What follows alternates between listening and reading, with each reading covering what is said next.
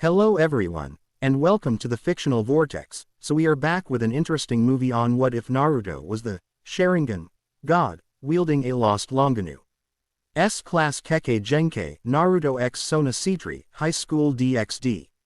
But before we start, I just want to remind you to please subscribe to my channel and hit the like button if you enjoy my content. Let's start the story. Chapter 1. The Divine Eye Awakens. The forest clearing quivered with aftermath, trees splintered and earth scorched from the intensity of his training. Naruto Uzumaki stood alone, his orange and black jacket torn at the shoulder, breathing heavily as sweat trickled down his forehead.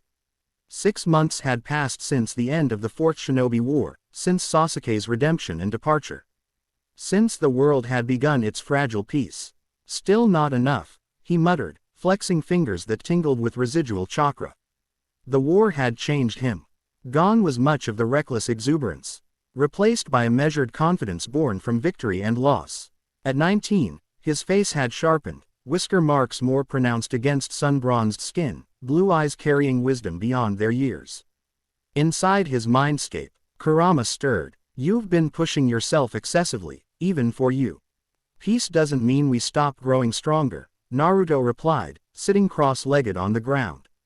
Something feels different lately, can't you sense it? The massive fox shifted within its spacious mental dwelling, tails swaying thoughtfully. Your chakra has been fluctuating. It's subtle, but there's a pattern to it I can't quite place. Naruto closed his eyes, diving into meditation. Since defeating Kaguya, his sensitivity to natural energy had heightened exponentially.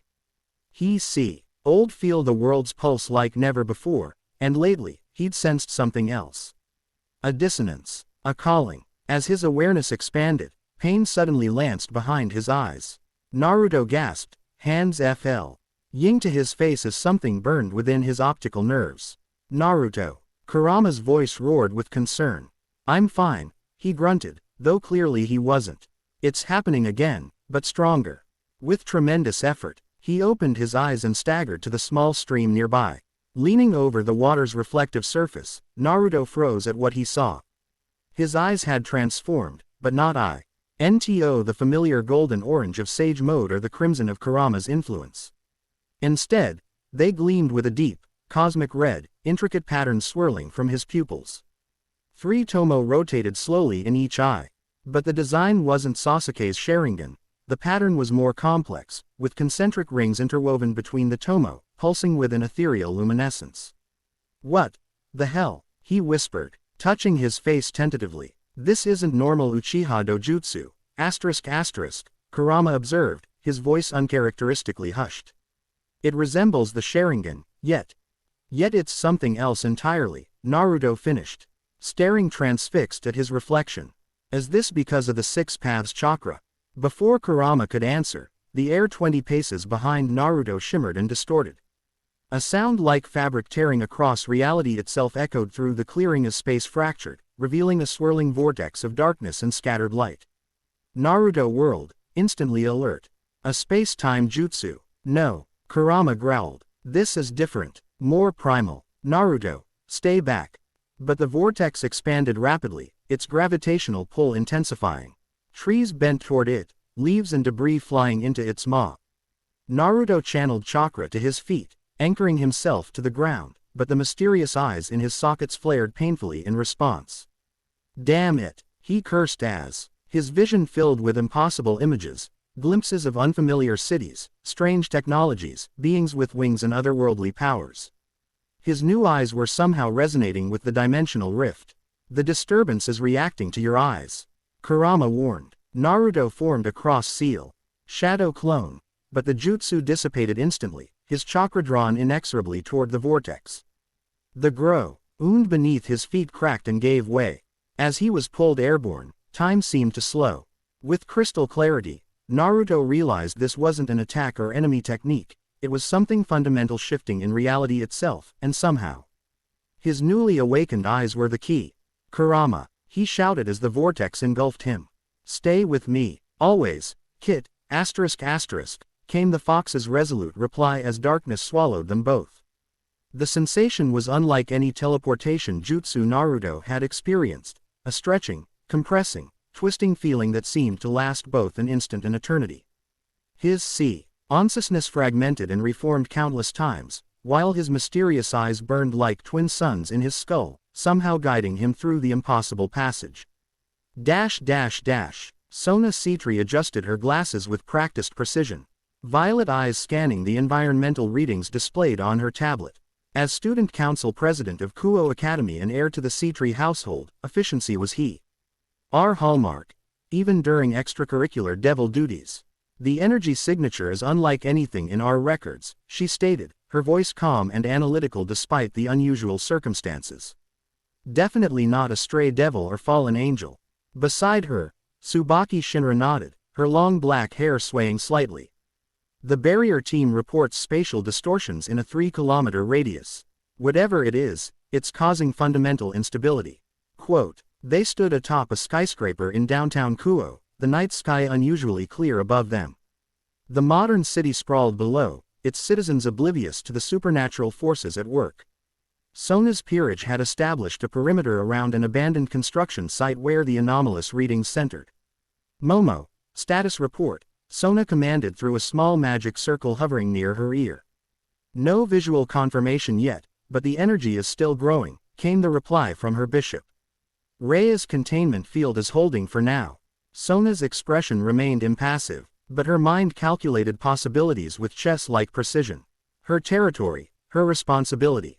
Whatever was emerging, she would address it with the strategic acumen that had earned her respect even among the underworld's elite. We'll investigate directly, she decided, a small magic circle forming beneath her feet. Tsubaki, with me, inform Rias's group to remain on standby. Yes, Kaichu. They teleported to the construction site, materializing behind a protective barrier where Momo and Rhea maintained vigilant watch. Before them, the air itself seemed to fold and unfold, reality bending like paper in invisible hands. Fascinating, Sona murmured, adjusting her glasses again. It's not a conventional teleportation circle. The distortion intensified, coalescing into a swirling vortex that hovered 3 meters above the ground. The concrete below cracked in a perfect circle, mysterious symbols etching themselves into the surface, symbols that matched no devil, angel, or fallen angel language Sona recognized. Tsubaki, are you recording this? She asked, never taking her eyes from the phenomenon. Yes, every detail. A burst of energy pulsed from the vortex. Momentarily overloading Sona's barrier, she reinforced it with a swift gesture, water-based magic flowing from her fingertips to strengthen the protective field. Then, as suddenly as it had appeared, the vortex collapsed upon itself, but not before ejecting something. No, someone. A human figure plummeted from the closing rift, crashing into the concrete hard enough to create a small impact crater. The dimensional tear sealed itself with a sound like thunder, leaving only the mysterious symbols and the fallen individual. Approach with caution, Sona instructed, stepping forward deliberately. Water gathered around her hand, ready to form ice weaponry if needed. In the crater lay a young man approximately her age, dressed in strange orange and black clothing that had seen better days. His spiky blonde hair was disheveled, and unusual whisker-like marks adorned his cheeks. His body twitched, clearly alive despite the impact that would have killed an ordinary human. Not a devil, Tsubaki observed quietly. No wings, no demonic signature, not an angel or fallen either, Sona added, cataloging details with clinical efficiency. Yet his energy is substantial. The young man groaned, eyelids fluttering. Sona tensed, signaling her peerage to be ready. First contact with unknown entities was always unpredictable, often dangerous. When his eyes opened, Sona couldn't suppress a small gasp. They were a deep, cosmic red with intricate patterns unlike anything in her extensive supernatural knowledge. The patterns rotated slowly, hypnotically, before fading to reveal startlingly blue irises. The stranger blinked in confusion, then sat up with surprising agility, seemingly uninjured from his fall. He took in his surroundings with rapid assessment, gaze finally settling on Sona. Where am I? He asked in perfect Japanese, though something in his inflection suggested it wasn't his native tongue. His posture shifted subtly, relaxed on the surface, yet Sona recognized the coiled readiness of a seasoned fighter. You're in Kuo City, she replied evenly, maintaining her defensive stance. More importantly, who are you and how did you create that dimensional rift? The young man stood slowly, hands visible in a deliberate show of non-aggression that Sona appreciated. His movements were graceful, economical, trained. My name is Naruto Uzumaki, he answered, yes, narrowing slightly as he studied the magic circles hovering around Sona's group. As for the rift, I was hoping you could tell me. 1 minute I'm training outside Konoha, the next my eyes start acting weird. And then, he gestured expansively at his surroundings, I'm here, wherever, here, is. Something in his straightforward explanation rang true to Sona's experienced judgment. Either he was an exceptional liar, or he genuinely had no control over his arrival. Before she could respond, her communication circle chimed with urgency. Kaichu. Saji's voice came through, tension evident. We've got trouble. A stray devil just crossed Sector 4 heading your way. Class B, possibly higher. Sona's expression hardened minutely. Unfortunate timing. Tsubaki, maintain observation of our visitor. Momo, Rhea, reinforce the perimeter. A howl echoed through the night, inhuman and hungry. Naruto's head snapped toward the sound, his body tensing. What was that? He asked, tone sharpening. It feels wrong. Interesting choice of words, Sona noted. Feels, not sounds. A stray devil, she explained concisely. A devil who has abandoned or killed their master, giving into corrupt power and madness. They prey on humans. Understanding dawned in Naruto's eyes, followed by resolve. Then they need to be stopped. The construction site trembled as something massive landed at its edge. The stray devil emerged from the shadows, a grotesque amalgamation of woman and beast. Her upper body retained humanoid features, pale skin, long dark hair, disturbingly beautiful face, while below the waist sprawled a nightmare of chitinous legs and serrated mandibles. The scent of blood and decay surrounded her. Delicious, the creature purred, her voice discordantly sweet. So many morsels gathered for me. The blonde one smells unusual. I'll save him for dessert. Sona stepped forward, water swirling into a complex array of magical circles around her. As heir to the house of Sitri and administrator of this territory, I sentence you to elimination, stray. The devil laughed, the sound shattering nearby windows. Little princess plays executioner. I've feasted on 3 of your kind already this month. Your blood will taste of privilege and arrogance. She moved with shocking speed for her size, mandibles clicking as she scuttled toward them.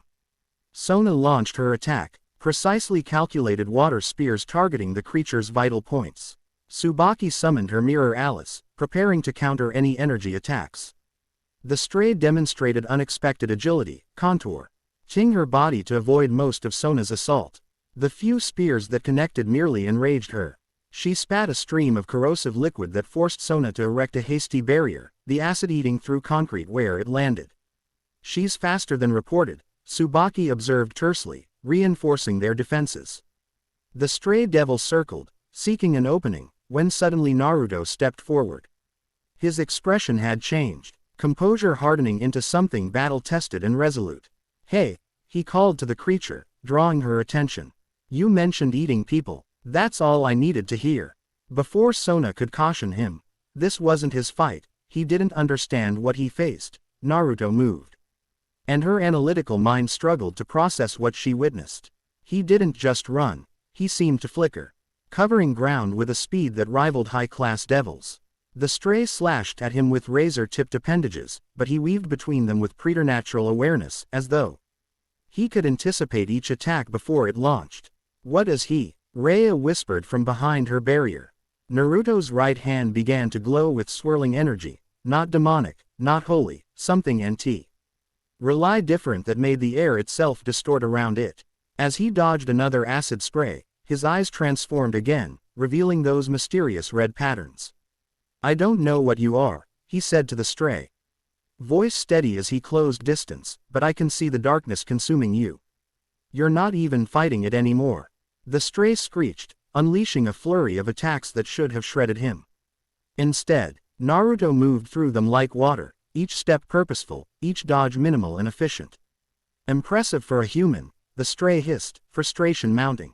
Your eyes, what are they? Something new. Apparently, Naruto replied, before abruptly changing directions and appearing beneath the creature's guard. Rasengan. The spiraling sphere of energy in his palm connected with the stray's torso. And Sona witnessed physics itself protest. The concentrated energy didn't simply impact, it continued rotating after contact, grinding against the stray's flesh before expanding explosively. The creature was launched backward, her chitinous armor cracking from the force as she crashed through a half-constructed wall. Naruto didn't relent. As the stray struggled to rise, he flashed through a series of hand positions Sona didn't recognize. The air around him stirred, charged with unfamiliar energy. Wind style. Vacuum bullets. He called, inhaling deeply before expelling multiple concussive blasts of compressed air that struck with precision, severing two of the stray's legs and tearing through her shoulder. The creature howled in pain and fury. "What are you?" she demanded, fear entering her voice for the first time. Naruto didn't answer. Instead, he created a second energy sphere in his hand, this one larger and wilder than the first. He approached deliberately, eyes locked on his target. "Wait," Sona called, stepping forward. This was still her jurisdiction, and while the stranger had proven formidable, protocol demanded she complete the execution. "This is devil territory. The final judgment is mine." Naruto paused, studying her for a moment before nodding and allowing his technique to dissipate. "Your world, your rules," he acknowledged, stepping aside. Sona approached the wounded stray, who glared with hatred and desperation. "Any final words before judgment?" she asked, formal and dispassionate. "You'll never see them coming," the stray spat cryptically. "The eyes. They seek the eyes." Sona frowned slightly at the nonsensical statement, then gestured. Water coalesced into razor-sharp ice daggers that impaled the stray from multiple angles. The creature convulsed once before dissolving into dark particles that scattered on the night air. Silence fell over the construction site. Sona turned to face Naruto, who had allowed his strange eyes to return to their natural blue state. He stood relaxed but alert, watching her with curious intensity. "You fight well," she stated, a significant admission from someone of her station. "Those abilities aren't demonic, angelic, or from any supernatural faction I recognize." Naruto scratched the back of his head, a surprisingly casual gesture after such combat prowess. "That's because I'm a shinobi, a ninja. Where I'm from, we use chakra for techniques like that." "Shinobi," Sona repeated, adjusting her glasses. "And where exactly are you from?" "Naruto Uzumaki." "No recorded human civilization currently employs functional ninja with abilities like yours." His expression shifted, comprehension dawning. "You've never heard of the Hidden Leaf Village? The 5 great shinobi nations?" When she shook her head, he continued, "And those black wing things I glimpsed on your friends when they teleported, that's not a technique from my world." "We're devils," Sona stated plainly, seeing no reason for deception. "Supernatural beings. This is the human world, but there are many factions that exist alongside humanity, hidden from their awareness." Naruto absorbed this with remarkable equanimity.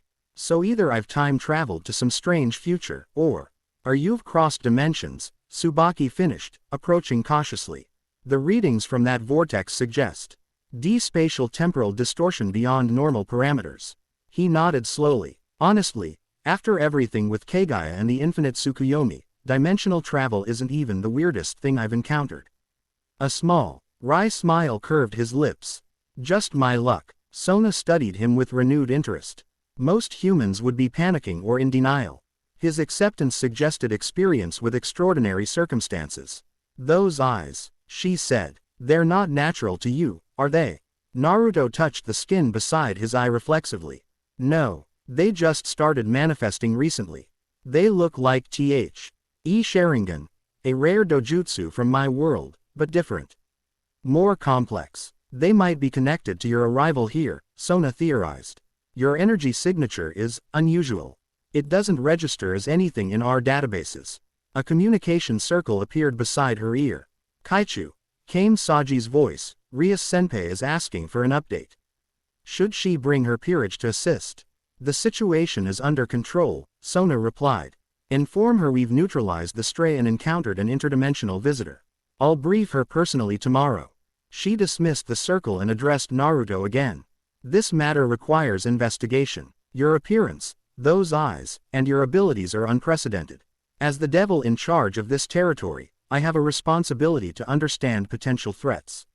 I'm not a threat, Naruto stated firmly. Not unless you're hurting innocent people. Your combat display suggests otherwise, Sona countered. You defeated a Class B stray devil with minimal effort, using powers unknown to our world. That makes you either a valuable ally or a significant concern.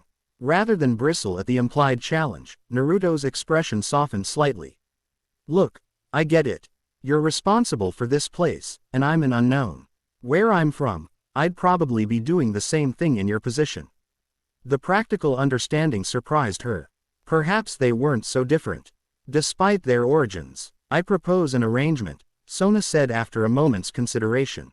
You require accommodation and information about this world while we determine if and how you can return to yours. I require monitoring and study of your abilities to assess implications for Devil Society. You're offering me a place to stay in exchange for letting you research me. Naruto clarified. Sona nodded. The Sitri household maintains several properties in this city. You would have comfortable lodging, and I would gain valuable data. A mutually beneficial arrangement. Tsubaki looked momentarily surprised by her king's offer before schooling her expression. It was unusual for Sona to extend such hospitality to an unknown entity, but then, nothing about this situation was usual. Naruto considered the proposal, blue eyes thoughtful. I don't have much choice, do I? No money. No ID, no idea how anything works here. He shrugged. Besides, I need to figure out these eyes and how to get home. Working together makes sense. Then we are agreed, Sona stated, extending her hand in a formal gesture. Naruto took it without hesitation, his grip firm. Something passed between them in that moment, a silent acknowledgement between two individuals accustomed to leadership and responsibility. Not trust, not yet, but recognition. One condition, he added, releasing her hand. I'm not a lab rat. I'll cooperate with your research, but as a partner, not a specimen. Sona's lips curved slightly, almost imperceptibly. Acceptable. I prefer collaborative intelligence gathering to invasive examination regardless. From a nearby rooftop, unseen by those below, a figure observed the exchange with keen interest. Azazel, Governor General of the Fallen Angels, Street, rocked his goatee thoughtfully as he lowered a pair of specialized binoculars. Now that's fascinating, he murmured to himself. Those eyes, they almost look like a sacred gear, but unlike any I've catalogued. And that energy, not demonic, not holy, something entirely new. He chuckled softly, watching as Sona opened a teleportation circle to transport herself, her peerage, and their interdimensional guest. The game board just got more interesting. I wonder if Sirzex has noticed yet. With a casual flap of his 12 black wings, Azazel took to the night sky. This development warranted closer observation. Perhaps even direct contact eventually. If his suspicions were correct, the young man's eyes might represent something extraordinary, possibly even a previously unknown Longinus-Class sacred gear. Divine Sharingan, was it? He mused to the stars. I think I need to dust off some of the older texts. Naruto had witnessed many extraordinary things in his life. Giant toads, reanimated Hokage. A goddess bent on world domination, but nothing had prepared him for the sight of modern Tokyo from the window of Sona Sitri's limousine. You're staring, she observed from the seat opposite him, tablet in hand as she documented something about their encounter. Your world is overwhelming, he admitted, watching neon signs and towering structures blur past. Metal machines, cars, she'd called them, moved in orderly lines along paved streets. People walked with glowing devices in their hands, their clothing strange and varied. We have nothing like this where I'm from. It's like one of those sci-fi movies Konohamaru smuggled into the village once. This earned him a curious look. Your world has films but not automobiles or skyscrapers. Naruto shook his head. We have electricity in the larger villages. Some basic technology, but nothing like this. Our strongest communication systems are messenger birds and specialized jutsu. Fascinating, Tsubaki commented from her position beside Sona. A parallel world with entirely different developmental priorities. The vehicle turned smoothly into an underground garage beneath an elegant apartment building. As they exited, Naruto felt Kurama stirring within him, the fox having remained unusually quiet since their arrival. This world feels strange, ***, the Biju rumbled privately. The ambient energy is different, thinner, but with concentrated pockets of power unlike anything in our dimension. Can you sense any way back? Naruto asked mentally. Number. Whatever connected to your eyes has gone dormant for now. We're stuck here until we learn more. The elevator ride was another novel experience, the smooth ascent so different from tree jumping or even flying with chakra. Naruto maintained his composure, but Sona noticed his white-knuckled grip on the handrail. You've faced a monstrous devil without flinching, yet an elevator makes you nervous. She observed, not unkindly. Naruto gave a slightly embarrassed smile. I prefer movement I can control.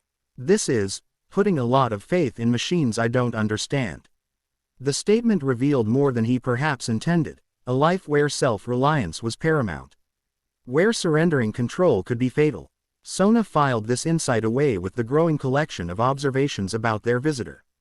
The apartment occupied the building's entire top floor, sprawling and minimalist in design with floor-to-ceiling windows offering panoramic views of Kuo City. Modern furniture in muted blues and grays complemented marble flooring and subtle lighting. It was elegant without ostentation, practical luxury that reflected its owner's personality. This will be your residence temporarily, Sona explained, gesturing to the space. The eastern wing has been prepared for your use. Kitchen facilities are fully stocked, and communication devices are available should you require assistance. Naruto wandered to the windows, gazing out at the illuminated cityscape. It's beautiful, in its way, he said softly. Different from home, but beautiful. You mentioned Konoha, Tsubaki said, setting down a slim briefcase. Is that your village? Konohagakure, the village hidden in the leaves, Naruto confirmed, turning back to them. One of the 5 great shinobi nations. I was training to become Hokage, our leader, before this happened. The brief flicker of longing in his expression was quickly mastered, replaced by pragmatic focus. So, devils, he continued, changing subjects. Shouldn't you have horns, pitchforks, that kind of thing? Despite herself, Sona's lips twitched slightly. Human mythology is rarely accurate. Devils are a supernatural species with our own society, politics, and abilities. We can manifest wings when necessary, but otherwise appear human by design. To demonstrate, she allowed her devil wings to emerge briefly, elegant bat-like appendages that extended from her upper back before retracting them. Our society is structured around a class system and the rating game, competitive matches between devil peerages that determine status and influence, she continued. As heir to one of the remaining 72 pillars, the original devil families, I hold certain responsibilities both here and in the underworld. And what's a peerage? Naruto asked, demonstrating surprising attentiveness to detail. A high-class devil's personal group. Structured like chess pieces, Tsubaki explained. I am Sona's queen. Each piece grants specific power enhancements to the reincarnated devil. Naruto frowned slightly. Reincarnated. So you weren't always devils. I was born a devil, Sona clarified. Tsubaki and many others were reincarnated from humans or other species using special artifacts called evil pieces. It's how our population recovers after the Great War decimated our numbers. Your world has magical chess pieces that turn people into devils, Naruto summarized, shaking his head with a wry smile. And I thought Orochimaru's experiments were weird. His stomach growled suddenly, loudly enough to echo in the spacious room. Naruto rubbed the back of his neck sheepishly. Sorry, interdimensional travel really works up an appetite. Quote, there's food in the kitchen, Sona stated, checking her watch. I have matters to attend to, but Tsubaki will remain to answer basic questions and begin preliminary documentation of your abilities and background. She moved toward the door, then paused. Tomorrow, we should test the extent of your eyes' capabilities in a controlled environment. If they facilitated your dimensional transfer, understanding them is crucial to potentially reversing the process. Naruto nodded agreement. I want to get home, but, his expression turned contemplative. I also want to understand why this happened. Nothing occurs without reason, especially not something this significant. The statement carried unexpected philosophical weight, hinting at deeper perspectives than his initially casual demeanor suggested. Sona found herself reassessing her preliminary evaluation of his intelligence. Indeed, she replied simply. Rest well, Naruto Uzumaki. Tomorrow promises to be illuminating. After she departed, Tsubaki led him to the kitchen, a gleaming, technology-filled space that had Naruto examining appliances with cautious curiosity. What is this? He asked, pointing to the refrigerator. Cold storage for food, she explained patiently. It preserves perishables. Naruto's eyes widened when she opened it, revealing the illuminated interior stocked with food. We have ice boxes, but nothing like this. No wonder your world doesn't have many ninja, you've got machines doing everything. Tsubaki tilted her head slightly. I wouldn't say that. We still have wars, conflicts, and dangers. They're just different from yours, perhaps. As she prepared a simple meal for him, deciding that introducing him to microwave operation could wait, Naruto leaned against the counter. His posture relaxed but his eyes alert and observant. So what's your story? He asked suddenly. How did you end up as Sona's queen? The direct personal question caught her slightly off guard. I was human once, she answered after a moment. I possessed a rare sacred gear, Mirror Alice, that reflects attacks back at twice their power. During an incident, Sona Kaichu offered me a place in her peerage. I accepted. Sacred gear, Naruto repeated, picking up on the unfamiliar term. Divine artifacts created by the biblical god, granted to humans, Tsubaki explained, setting a plate of food before him. They manifest as unique abilities or weapons. The most powerful are called Longinus, capable of killing gods. Naruto's eyes widened slightly. Killing gods. That's familiar territory, actually. Before Tsubaki could inquire about this troubling statement, his attention shifted to the food. The simple rice, fish, and vegetables disappeared with impressive speed. This is great, he exclaimed between bites. Not as good as Ichiraku's ramen, but still amazing. His genuine enthusiasm was oddly refreshing compared to the calculated politeness Tsubaki encountered in Devil Society. When he'd finished eating, she produced a tablet and stylus. If you're willing, I should gather basic information about your world and abilities. It will help us understand your situation better. Naruto nodded agreeably. Sure. Where do we start? Your energy, chakra, you called it. How does it function? For the next 2 hours, Tsubaki documented as Naruto Expla. In his world's fundamentals. Chakra as the combination of physical and spiritual energies, the shinobi village system, the different nature transformations, and the basics of his own abilities. He as surprisingly articulate when discussing these topics, displaying a depth of knowledge that belied his initially casual demeanor. And these eyes? Tsubaki asked, gesturing to her own. Can you activate them at will? Naruto frowned in concentration. I'm still learning. They first appeared during meditation, then again during battle. Let me try. He closed his eyes, focusing inward. When they reopened, the transformation was evident. Cosmic red with those intricate, rotating patterns. The air around him seemed to subtly distort, as though reality itself responded to his gaze. Fascinating, Tsubaki murmured, making rapid notes. The energy signature shifts when they're active. Not quite demonic, not quite holy, something else entirely. They let me see everything, Naruto described, looking around with wonder. Not just chakra or life energy. I can see the patterns holding reality together. It's like I can read the code behind existence. He focused on a vase across the room, and his expression shifted to surprise. I can see its entire history, where the clay was formed, the hands that shaped it, every person who's touched it since. Object reading is a rare ability, Tsubaki noted, but not to that degree of detail. Naruto's gaze shifted to her, and he immediately looked away.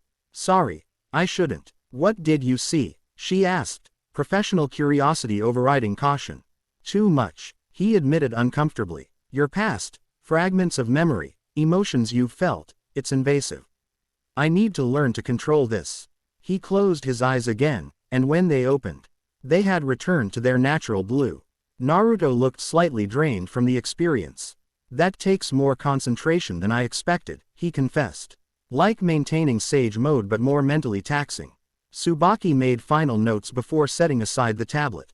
This is sufficient preliminary data. Sona Kaichu will want to conduct more structured tests tomorrow. She stood formally. I'll show you to your quarters now. The eastern wing contained a spacious bedroom, private bathroom, and sitting area, all with the same minimalist elegance as the rest of the apartment. Naruto examined the unfamiliar fixtures with fascination. The bathroom functions may require explanation, Tsubaki offered diplomatically. Naruto laughed, rubbing the back of his head. Yeah, we definitely don't have whatever that is. He pointed to the glass-enclosed shower with its multiple jets and digital controls. After a brief tutorial on modern plumbing and electronics, Tsubaki prepared to leave him to rest. At the door, she paused. You adapted remarkably well to learning you're in another dimension, she observed. Most would be significantly more distressed. Naruto's expression turned contemplative, a shadow of old pain briefly visible. When you've had your whole world nearly end a few times, you learn to roll with the unexpected. Besides, he added with a small, genuine smile, panicking never solved anything. Better to face forward and figure out the next step. The simple wisdom in his words surprised her. A practical philosophy, learned the hard way, he replied. Good night, Tsubaki, and thanks for everything. After she departed, Naruto moved to the windows overlooking the city. Countless lights glimmered in the darkness, so different from Konoha's warm, scattered illumination. Quite the predicament we've landed in, Kurama commented, breaking his long silence. Yeah, Naruto agreed. Devils, angels, sacred gears, it's like something from Jiraiya-sensei's crazier stories. These devils seem reasonable enough, if cautious. The Sitri girl reminds me of the Nara boy, calculating, strategic. Naruto nodded. Sona's sharp. Reminds me a bit of Sasuke too, that intensity. That focus. But there's something else going on with these eyes. They're connected to this world somehow. The stray devil recognized them, Kurama noted. Or at least reacted to them. And her final words. The eyes, they seek the eyes, Naruto quoted softly. Yeah, that was no coincidence. He concentrated again, allowing the strange dojutsu to manifest. The world transformed through their vision, layers of reality becoming visible, energies and connections illuminated in ways he couldn't fully comprehend yet. Divine Sharingan, he murmured, testing the name that had come to him during the battle. It felt right somehow, resonating with something deep within. Far below on the street, a cloaked figure stood motionless, head tilted upward toward Naruto's window. Though impossible to see from such distance, Naruto's enhanced vision detected them instantly, a presence watching, evaluating. The figure seemed to sense his awareness, nodding once before melting into shadows with unnatural fluidity. Looks like we've got someone interested in us already, Naruto told Kurama, deactivating the eyes before their drain became too severe. This world has predators too. The fox growled. We should remain vigilant. Naruto agreed silently, turning from the window. Tomorrow would bring new challenges, new information. For now, he needed rest to process everything he'd learned and prepare for whatever came next. As he settled onto the unfamiliar bed, one thought persisted. Was this random chance, or had something, or some E1, deliberately brought him to this world? And if so, why? Sleep claimed him before he found answers, dreams filled with swirling red eyes and shadowed figures moving between worlds. Morning arrived with mechanical precision. Sunlight filtering through automatically adjusting blinds. Naruto woke instantly, years of shinobi training preventing disorientation despite his unfamiliar surroundings. For a moment, he lay still. Senses extended to catalog his environment. The subtle hum of the building's systems, distant traffic sounds, the faint scent of brewing coffee. Still not home, Kurama noted unnecessarily. Nope, Naruto agreed, sitting up. But at least no one's tried to kill us yet. That's an improvement over most of my dimensional experiences. He moved through a series of stretches and basic taijutsu forms, adapting to the spacious but enclosed environment. Without his usual training grounds, he'd need to modify his routine. Perhaps Sona would know suitable locations for more intensive practice. After navigating the complex shower system, only activating the cold water jets by accident twice, Naruto found fresh clothing laid out, simple but well-made items in black and orange that somehow matched his preferred color scheme. Either coincidence or Tsubaki was more observant than he'd realized. Following the coffee aroma, he discovered Sona already present in the kitchen. Dressed in what he now recognized as a school uniform, reviewing information on multiple floating magical displays. "You're awake," she stated, dismissing the displays with a gesture. Quote, "I trust the accommodations were satisfactory. Better than most places have stayed," Naruto answered honestly, eyeing the coffee machine warily. "Is that the caffeine thing Tsubaki mentioned?" Sona nodded, pouring a cup and offering it to him. "It's customary here. You might find it useful, given the day ahead." Naruto accepted cautiously, tasting the bitter liquid and making a face. "People drink this voluntarily. Try adding sugar and milk," she suggested, the barest hint of amusement in her tone. With these additions, the coffee became tolerable, even pleasant. Naruto sipped appreciatively as Sona outlined the day's agenda. "I've arranged access to a secure training facility beneath Kuo Academy where we can safely test your abilities without human observation," she explained. "As student council president, I have considerable authority over campus resources." "You're a student?" Naruto asked, surprised. "But you run this territory as a devil." "Devils have long lifespans," Sona replied. "Many of us attend human educational institutions to better understand contemporary society. I find the experience intellectually valuable." Her composed explanation couldn't quite hide the genuine interest that animated her features when discussing education. This was more than just a cover or obligation for her. "You actually like school," Naruto observed with mild wonderment. "I was terrible at the academic stuff. Always preferred learning in the field." "Different educational approaches suit different minds," Sona acknowledged diplomatically. "Though I suspect you're a Kadam. I see difficulties may have stemmed from instructional methods rather than intellectual limitations." Your explanation of chakra theory to Tsubaki was quite sophisticated. The compliment, delivered matter-of-factly, nonetheless surprised him. "Ah, well, when something matters, I figure it out eventually." A communication circle appeared beside Sona, interrupting further conversation. "Yes," she answered. "Kaichu," came Tsubaki's voice. "Rias Grimori has requested a meeting regarding last night's incident. She's currently waiting in the student council room.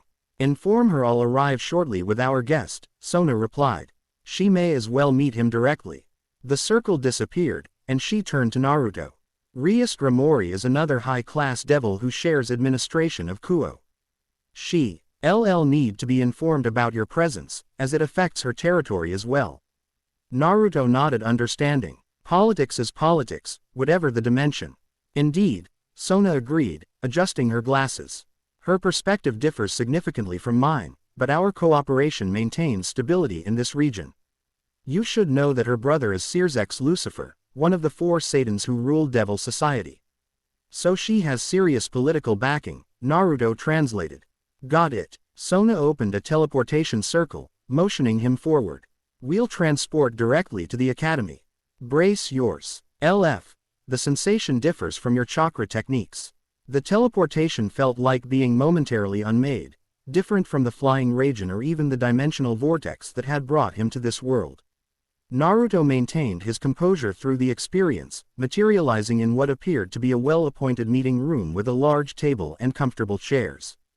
2 groups occupied the space. Sona's peerage, including Tsubaki and several others he hadn't met, and another group centered around a young woman with striking crimson hair. The tension between them wasn't hostile but carried the weight of long-standing rivalry. "Sona," the red-haired woman greeted, her voice cultured and confident. "This must be the interdimensional visitor I've heard about." "Rias," Sona acknowledged. "Yes, this is Naruto Uzumaki." "Naruto. This is Rias Grimori, heir to the House of Grimori and administrator of Eastern Kuo." Naruto offered a respectful nod, quickly assessing the new devils.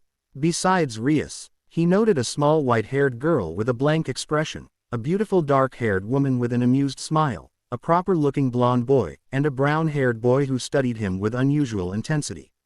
"It's rare for Sona to take such immediate interest in anyone," Rias observed, green-blue eyes evaluating him carefully. "Your arrival must be extraordinary indeed." "Not by choice, N. Naruto replied with a casual shrug that belied his alert state. "1 minute I'm training, the next I'm falling through dimensions." "Show them," Sona instructed, direct as always. Understanding her intent, Naruto channeled focus to his eyes, feeling the now familiar burn as the divine Sharingan activated. The reaction was immediate. Several gasps, a soft, era, from the dark-haired woman, and a startled, sacred gear from the brown-haired boy. Not exactly, Naruto explained, maintaining the activation. These eyes recently appeared in my world, then somehow connected to your dimension. Rias approached with fascination, stopping at a respectful distance. They're beautiful and terrifying simultaneously, she observed. I've never seen anything like them, and I've studied sacred gears extensively. That's because they're not a sacred gear in the conventional sense, came a new voice as the door opened. A middle-aged man with dark hair streaked with blonde entered casually, NDS in the pockets of an expensive-looking suit. Despite his relaxed demeanor, Naruto immediately sensed tremendous power carefully contained within him. Both Sona and Rias straightened slightly at his arrival. Governor Azazel, Sona acknowledged. I wasn't aware you were in Kuo. The man, Azazel, smiled easily. When something punches a hole between dimensions and possesses potentially world-altering power, I make it my business to know. He turned his attention to Naruto. Those eyes of yours are causing quite a stir in certain circles. You were watching last night, Naruto stated rather than asked, recognizing the energy signature from the observer he'd detected. Azazel raised an eyebrow, impressed. Good sensory abilities too. Yes, I observed your arrival and subsequent handling of the stray devil. Efficient work. Governor Azazel leads the fallen angels, Sona explained to Naruto. He's also the foremost expert on sacred gears. And you think my eyes are related to these sacred gear things? Naruto asked, deactivating the divine Sharingan to conserve energy. I have a theory, Azazel replied, taking a seat uninvited. But I'd need to examine them more closely to confirm it. From what I observed, they appear to be something unprecedented, possibly a previously unknown Longinus-Class sacred gear that manifested in your dimension rather than ours. The room grew quiet at this assertion. Naruto glanced at Sona, noting her intensified focus. What exactly does that mean? He asked. It means, Rias interjected, that you potentially wield power equivalent to the strongest weapons in our world, artifacts capable of killing gods.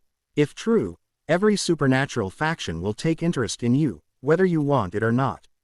Story of my life, Naruto muttered, King of the Akatsuki's pursuit of Kurama. I'm not interested in power for its own sake. I just want to understand what happened and find a way home. Azazel studied him thoughtfully. Interesting. Most humans would be intoxicated by such potential. Your restraint suggests experience with significant power already. I'm the Jinchuriki of Kurama, the nine-tailed fox, Naruto stated simply. Where I'm from, that makes me both a weapon and a target. I've had enough of both. Jinchuriki. The small white-haired girl spoke for the first time, her voice surprisingly flat. Human sacrifice, Naruto translated grimly. A living container for a tailed beast. Kurama is sealed inside me, though we're partners now rather than prisoner and jailer. This revelation created a new wave of tension. You have another entity sealed within you? Sona asked sharply. This wasn't mentioned in yesterday's debriefing. You didn't ask about Biju, Naruto pointed out reasonably. And Kurama was still assessing this world's energy patterns. He's been with me since birth, and he came through the dimensional rift with me. May we meet him? Rias asked, fascination overcoming caution. Naruto hesitated, exchanging internal communication with Kurama. He's not a performance act, he said carefully. But he can project a small manifestation if it helps establish trust. With Kurama's agreement, Naruto formed a modified hand seal. Red chakra bubbled from his body, coalescing beside him into a miniature version of the fox, about the size of a large dog, nine tails swaying behind him. So these are the devils of this world. Kurama rumbled, voice disproportionately deep for his current size. Less impressive than I expected. The brown-haired boy fell out of his chair in shock, while the others displayed varying degrees of amazement. Even Azazel's composed facade cracked slightly. Fascinating, the fallen angel leader exclaimed. His energy signature is completely distinct. From anything in our world. Not demonic, not holy, not draconic or yokai either. I am the nine-tailed fox, the strongest of the Biju, ***, Kurama stated with characteristic pride. In our world, I am considered a natural disaster given form. He's being modest, Naruto added with a grin. At full size, he can level mountains with a swipe of his tails. The casual revelation silenced the room again. Sona adjusted her glasses, reassessing the situation with characteristic analytical speed. This adds considerable complexity to our investigation, she stated. You possess not only these divine Sharingan eyes, but also contain an entity of tremendous destructive potential. Kurama isn't a threat unless someone threatens us, Naruto clarified firmly. And neither am I. I've spent my life protecting people, not endangering them. Azazel leaned forward, genuinely intrigued. You know, most people who can level mountains don't tend to be so well adjusted. What's your secret? The unexpected question caught Naruto off guard. He considered for a moment before answering honestly. Good teachers. Friends who believed in me when no one else did. Learning that hate just creates more hate. Finding precious people worth protecting. He shrugged. The usual stuff. The simple sincerity of his response seemed to satisfy Azazel, who nodded thoughtfully. I propose a joint investigation, Sona stated, bringing the discussion back to practical matters.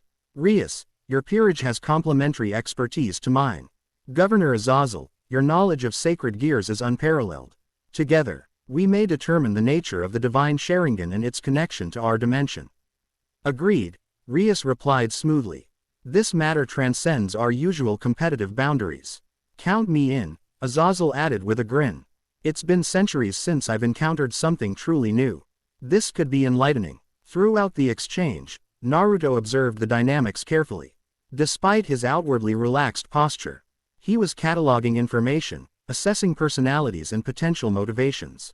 The political complexity felt familiar, not unlike navigating relations between the 5 great nations. If we're done with the meet and greet, he said finally, I'd like to start figuring this out. These eyes appeared for a reason, and dimensional rifts don't just happen randomly. Ona nodded approval at his practical focus. We'll proceed to the training facility as planned. Rias, Governor Azazel, you're welcome to observe if you wish. Wouldn't miss it, Azazel replied cheerfully. As they prepared to depart, the dark-haired woman from Rias's group approached Naruto, moving with elegant grace. I'm Akano Himahima, she introduced herself, voice carrying a teasing lilt. Rias's queen. Those eyes of yours are quite captivating, Naruto-kun. The familiar honorific surprised him, as did her forward manner. Thanks, I think, he replied cautiously. Still getting used to them myself. I sense unusual lightning affinity in your chakra, she observed, surprising him with her perceptiveness. Perhaps we could compare techniques sometime. Lightning is my specialty. Before he could respond, Sona interjected smoothly. We should proceed with the scheduled testing. Social interactions can wait until we've established baseline data. Was that a hint of territorial behavior? Naruto wondered, noting the subtle shift in Sona's typically neutral tone. Interesting. As they left the student council room, Kurama's projection dissipated, the fox returning to Naruto's internal mindscape. The female devils find you interesting, ***, Kurama observed with amusement. Particularly the Sitri heir and that Akano woman. They find these eyes interesting, Naruto corrected mentally. I'm just the package they came in. If you believe that, you're more dense than I thought, ***, the fox replied. Be careful. Politics in any world is dangerous, especially when power and attraction mix. Naruto couldn't argue with that assessment.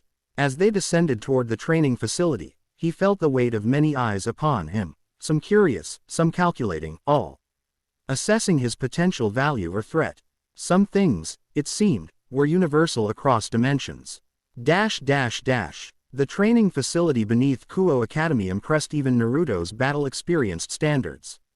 The vast underground chamber featured reinforced walls inscribed with complex magic circles, advanced monitoring equipment, and enough space to conduct serious combat exercises.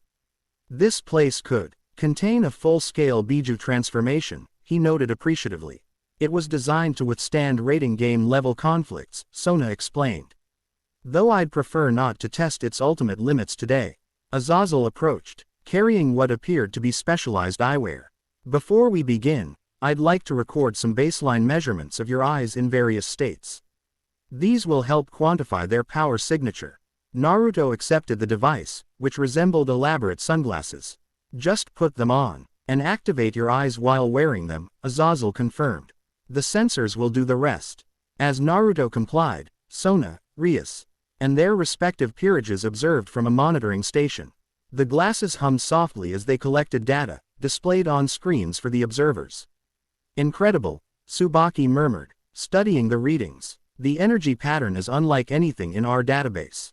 It resembles sacred gear signatures but with fundamental differences in the underlying structure, Rias's blonde knight observed. Almost as though it evolved in isolation from our world's system. Azazel nodded in agreement. That's my working theory. If the biblical god created sacred gears in our dimension, perhaps a parallel power created something similar but distinct in Naruto's world. After completing the baseline measurements, they moved to practical tests. Naruto stood in the center of the chamber as Azazel explained the exercise. I want to test your visual acuity and perception. These targets, he gestured as magic circles generated floating objects throughout the space, will move at increasing speeds. Track them with your eyes, both normal and enhanced. The initial test proved trivial for Naruto, even without the divine Sharingan. Years of shinobi training had honed his reflexes to superhuman levels. When he activated the eyes, however, the difference became dramatic. He's tracking the micro-targets before they even materialize, Sona observed, adjusting her glasses. That's predictive perception, not just enhanced reflexes.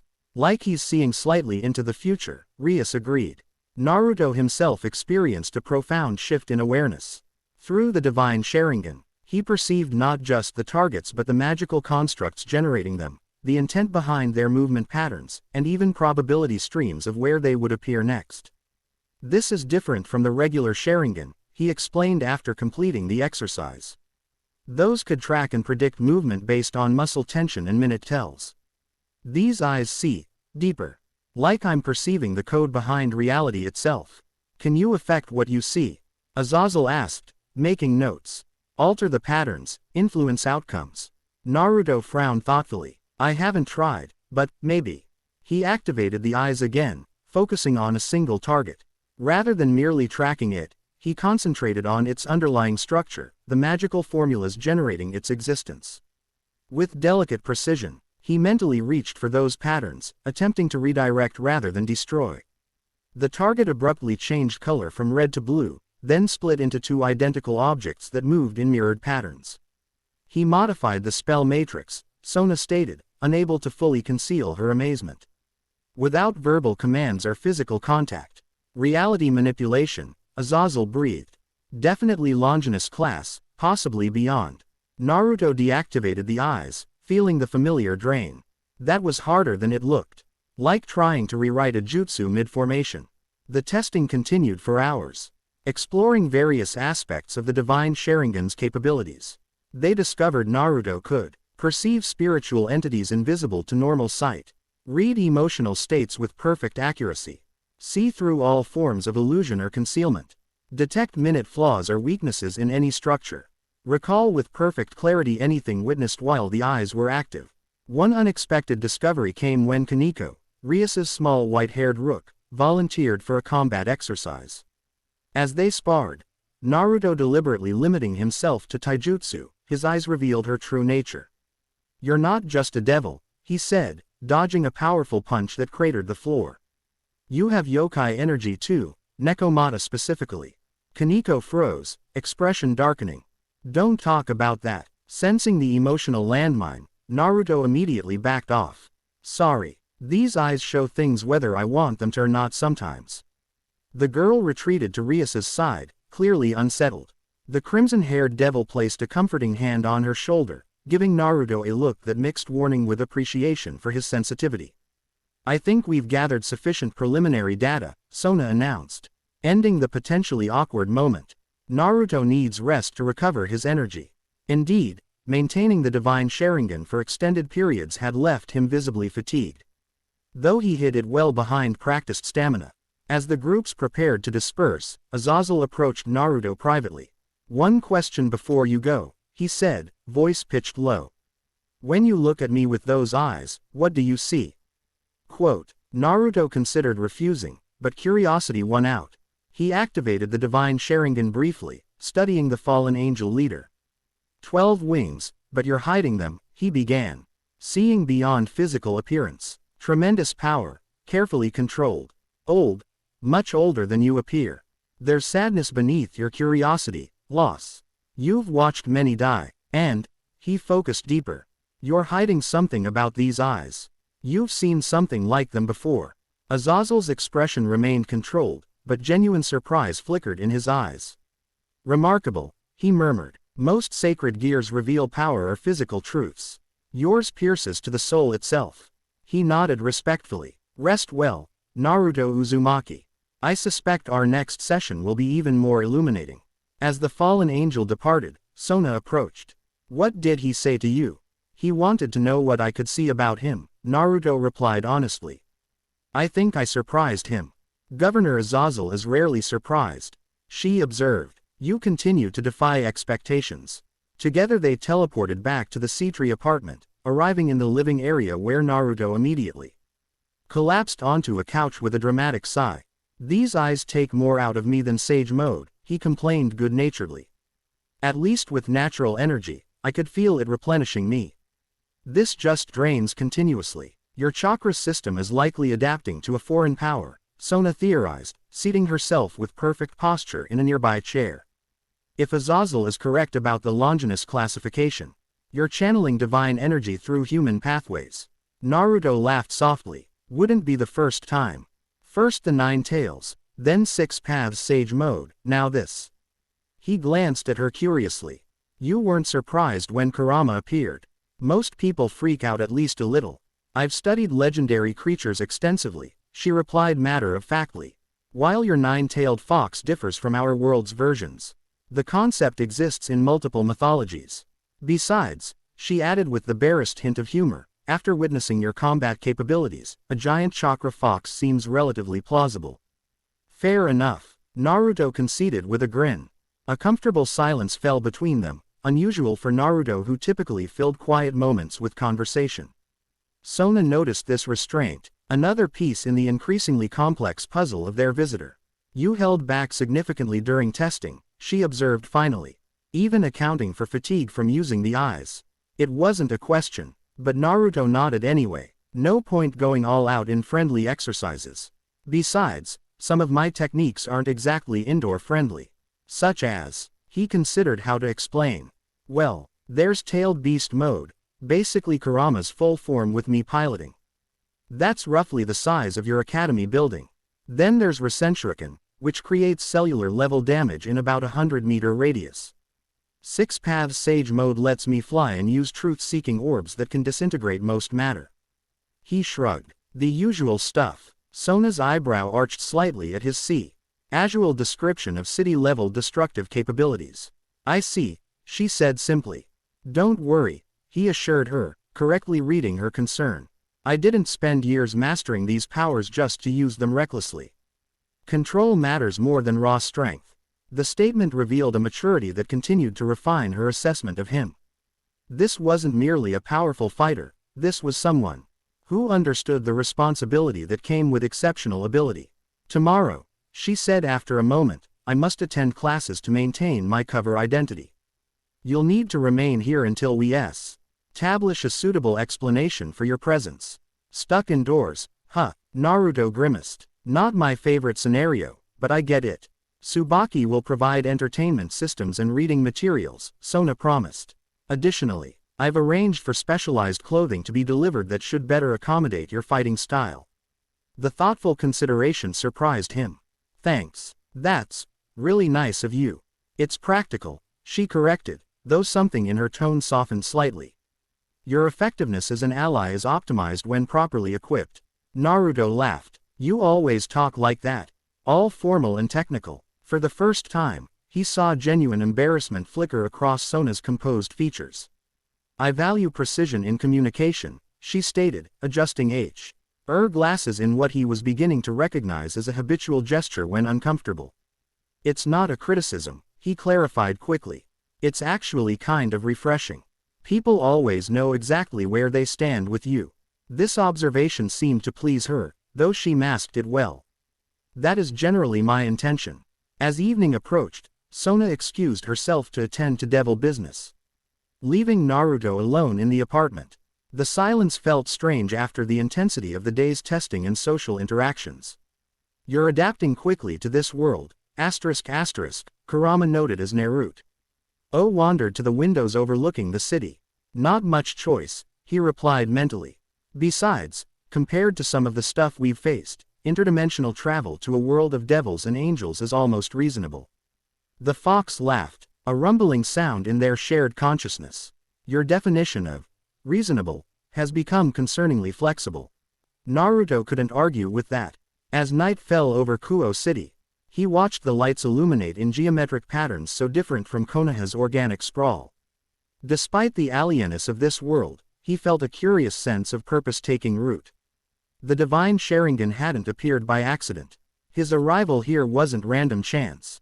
Somewhere in this strange world of supernatural beings and ancient powers lay answers, to the eyes, origin, to his presence here. And perhaps to greater questions still unimagined. For now, though, he would rest, recover, and prepare. Tomorrow would bring new challenges, new insights, and hopefully, sweet P.S. toward understanding this unexpected path his life had taken. As he turned from the window, Naruto felt the eyes pulse briefly, showing him phantom images of figures moving through shadows, ancient texts with forbidden knowledge, and a masked observer watching from dimensions away. Someone else knew he was here. Someone who had been waiting for him, or for the divine Sharingan, for a very long time. The game, it seemed, had only just begun. Chapter 1 End Chapter 2, Worlds Apart. Morning light filtered through the smart glass windows of the Sitri apartment, gradually increasing in intensity. As the automated system detected Naruto's rising consciousness. He woke instantly, a survival trait ingrained through years of missions, and lay still for precisely 3 seconds, cataloging unfamiliar sounds, the distant hum of vehicles, the whisper of the climate control system, the subtle electronic pulse of dormant devices. Still here, he murmured, sitting up in one fluid motion. Were you expecting something different? Kurama's voice rumbled within his mindscape, the fox's presence a familiar constant in this alien world. Part of me thought I might wake up back home, Naruto admitted, stretching arms overhead as sunlight painted geometric patterns across the minimalist bedroom. That this might be some weird genjutsu or dream. No such luck. This reality is as solid as our own, perhaps more so in certain respects. The energy here feels concentrated, refined. Naruto padded barefoot to the window, gazing out at Kuo City as it stirred to life below. The technological marvels that had overwhelmed him yesterday now presented a fascinating puzzle. People moved through morning routines, their lives untouched by knowledge of devils, angels, and other supernatural beings sharing their space. It's like 2 worlds layered on top of each other, he observed. The human world they can see, and the supernatural one underneath. Not unlike how civilians viewed shinobi in our world, Kurama noted. Aware of their existence but ignorant of their true nature and capabilities. A soft electronic chime interrupted their exchange, a sound Naruto didn't recognize. He approached the bedroom door cautiously, finding a slim black device mounted on the wall with a blinking blue light. Naruto-san, came Tsubaki's voice from the device, when you're ready. Breakfast is prepared in the main kitchen. Please press the button to respond. He examined the intercom warily before pressing the indicated button. Thanks. I'll be right out. After quickly washing and dressing in the new clothes provided, comfortable black pants and an orange t-shirt that suited his preferred aesthetic, Naruto made his way to the kitchen, following both memory and the enticing aroma of food. Tsubaki stood at the cooking island, her long black hair tied back, wearing casual clothes rather than her school uniform. She turned at his approach, offering a formal bow. Good morning. I hope you rested well after yesterday's exertion. Better than expected, he replied honestly. These eyes take a lot out of me, but I've always been a quick healer. The kitchen counter displayed an array of traditional Japanese breakfast items alongside unfamiliar dishes. Naruto's eyes lit up at the spread. You made all this? He asked, genuinely impressed. Cooking is a practical skill, Tsubaki stated matter-of-factly, though a hint of pride colored her tone. Sona Kaichu requested I provide you with familiar options while introducing you to this world's cuisine. Naruto sat at the counter, sampling dishes with appreciative enthusiasm. Between bites, he gestured at their surroundings. So this whole place belongs to Sona. She must be pretty important in Devil society. The Sitri family is one of the remaining 72 pillars, original Devil bloodlines, Tsubaki explained, her posture perfectly straight even while seated. As heir, Sona Kaichu commands significant resources and responsibilities. Though she prefers practical accommodations to ostentatious displays of wealth. Unlike some others, I'm guessing. Naruto asked perceptively. Tsubaki's expression remained composed, but something flickered in her eyes, amusement, perhaps. Some devil families favor more elaborate demonstrations of their status. As they ate, Naruto noticed Tsubaki studying high-M with analytical precision, not unlike Sona's evaluative gaze, but with subtle differences. Where Sona's assessment felt strategic, Tsubaki's seemed more focused on understanding him as an individual. You have questions, he observed between bites of miso soup. It's easier if you just ask them. Surprise briefly crossed her features before composure returned. I was considering how to approach today's agenda. Sona Kaichu has assigned me as your guide while she attends academic responsibilities. So you're my babysitter, Naruto translated with good humor. Observer and liaison, she corrected primly. Though her lips quirked slightly upward. Your power level necessitates supervision until we establish trust parameters. Naruto laughed. A genuine, warm sound that briefly transformed his battle-hardened features. You're definitely from Sona's peerage. You even talk like her. To his surprise, a faint blush colored Tsubaki's cheeks. I've served as her queen for several years. One adopts certain mannerisms. Queen, Naruto repeated, setting down his chopsticks. That's your position in this peerage system, right? What does it actually mean? The question seemed to please her, an opportunity to explain rather than defend. The evil pieces system reincarnates non-devils using artifacts modeled after chess pieces. Each grants different attributes. Knights gain enhanced speed, rooks strength and defense. Bishops magical power, pawns flexibility, and queens, she straightened slightly, queens receive balanced enhancement in all attributes, serving as the king's primary supporter. So you're basically Sona's right hand, Naruto summarized. The person she trusts most. Something complicated passed through Tsubaki's expression, pride mingled with an emotion Naruto couldn't quite identify. That is an accurate assessment. After breakfast, she outlined their schedule, a comprehensive introduction to modern technology and devil culture, followed by controlled testing of Naruto's abilities without the divine Sharingan to establish baseline capabilities. First, she began producing a slim rectangular device. This is a smartphone, the primary communication tool in human society. What followed was a crash course in technology that left Naruto's head spinning. Smartphones, computers, television, the internet, concepts that existed in nascent forms in High's world but had evolved here into interconnected systems beyond anything he'd imagined. Wait, he interrupted during Tsubaki's explanation of social media. People voluntarily share personal details with strangers. Where I'm from, that's called compromising operational security. Human society operates with different priorities, she explained patiently. Though your security perspective isn't unreasonable. By midday, Naruto had mastered basic smartphone operation, understood fundamental internet concepts, and developed healthy suspicion of online privacy claims. His adaptability impressed Tsubaki, whose initial instruction gradually evolved into collaborative exploration. You learn differently than most, she observed as they took a break on the apartment's balcony, the city spread before them. You struggle with theoretical explanations but grasp concepts immediately through practical application. Naruto leaned against the railing, wind tousling his blonde spikes. Always been that way. Academy teachers thought I was hopeless because I couldn't learn from lectures or books. Put a jutsu in front of me to copy, though, and I'd figure it out.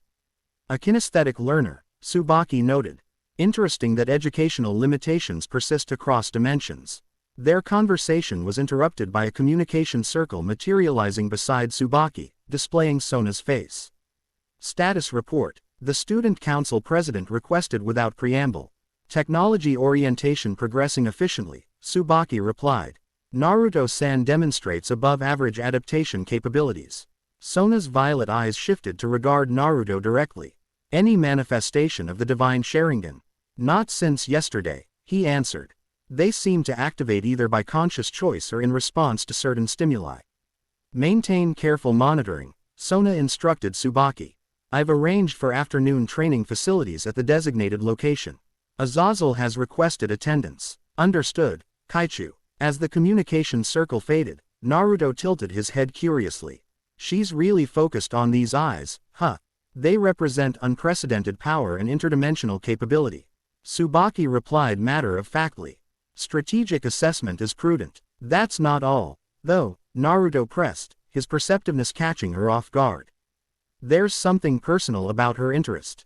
Tsubaki hesitated, weighing loyalty against transparency. Sona Kaichu values knowledge and unique abilities. Her dream is to establish a rating game school where all devils, regardless of status, can develop their potential. Quote, she wants to be a teacher? Naruto asked, genuine surprise coloring his voice. An educational reformer, Tsubaki corrected. Devil society values bloodline and inherited abilities. Sona Kaichu believes in meritocratic advancement through effort and strategy. Understanding dawned in Naruto's eyes. No wonder she's so interested in these eyes. They're completely new. No family claiming ownership, no history to dictate who should have them. Precisely, Tsubaki confirmed, impressed by his insight. Your situation represents opportunity unconstrained by tradition. After lunch, a learning experience itself as Naruto navigated unfamiliar foods with adventurous enthusiasm, they prepared to depart for the training session. Tsubaki provided him with appropriate clothing, reinforced training gear that resembled his shinobi attire in function if not appearance. This material feels weird, he commented, examining the stretchy yet durable fabric. Quote, lighter than armor but stronger than regular cloth. Synthetic performance material enhanced with protective enchantments, Tsubaki explained. Modern technology combined with devil crafting techniques. They teleported to a different facility than yesterday's, a secluded compound surrounded by dense forest rather than beneath the academy. The architecture blended traditional Japanese elements with modern functionality. Screens and paper doors alongside reinforced training areas and advanced monitoring equipment. This location belongs to the Sitri family, Tsubaki explained as they walked through a stone garden. More private than academy grounds. And less likely to collapse if things get intense, Naruto added perceptively. A practical consideration, she acknowledged with the barest hint of a smile. They entered a spacious courtyard where Azazel waited, lounging casually on a bench beneath a maple tree.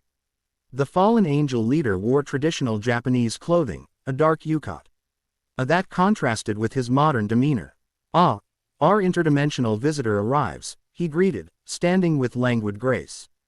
Ready to explore those fascinating abilities of yours without relying on those special eyes. Naruto assessed the fallen angel leader carefully. Despite Azazel's casual manner, the power contained within him remained palpable, carefully controlled but immense.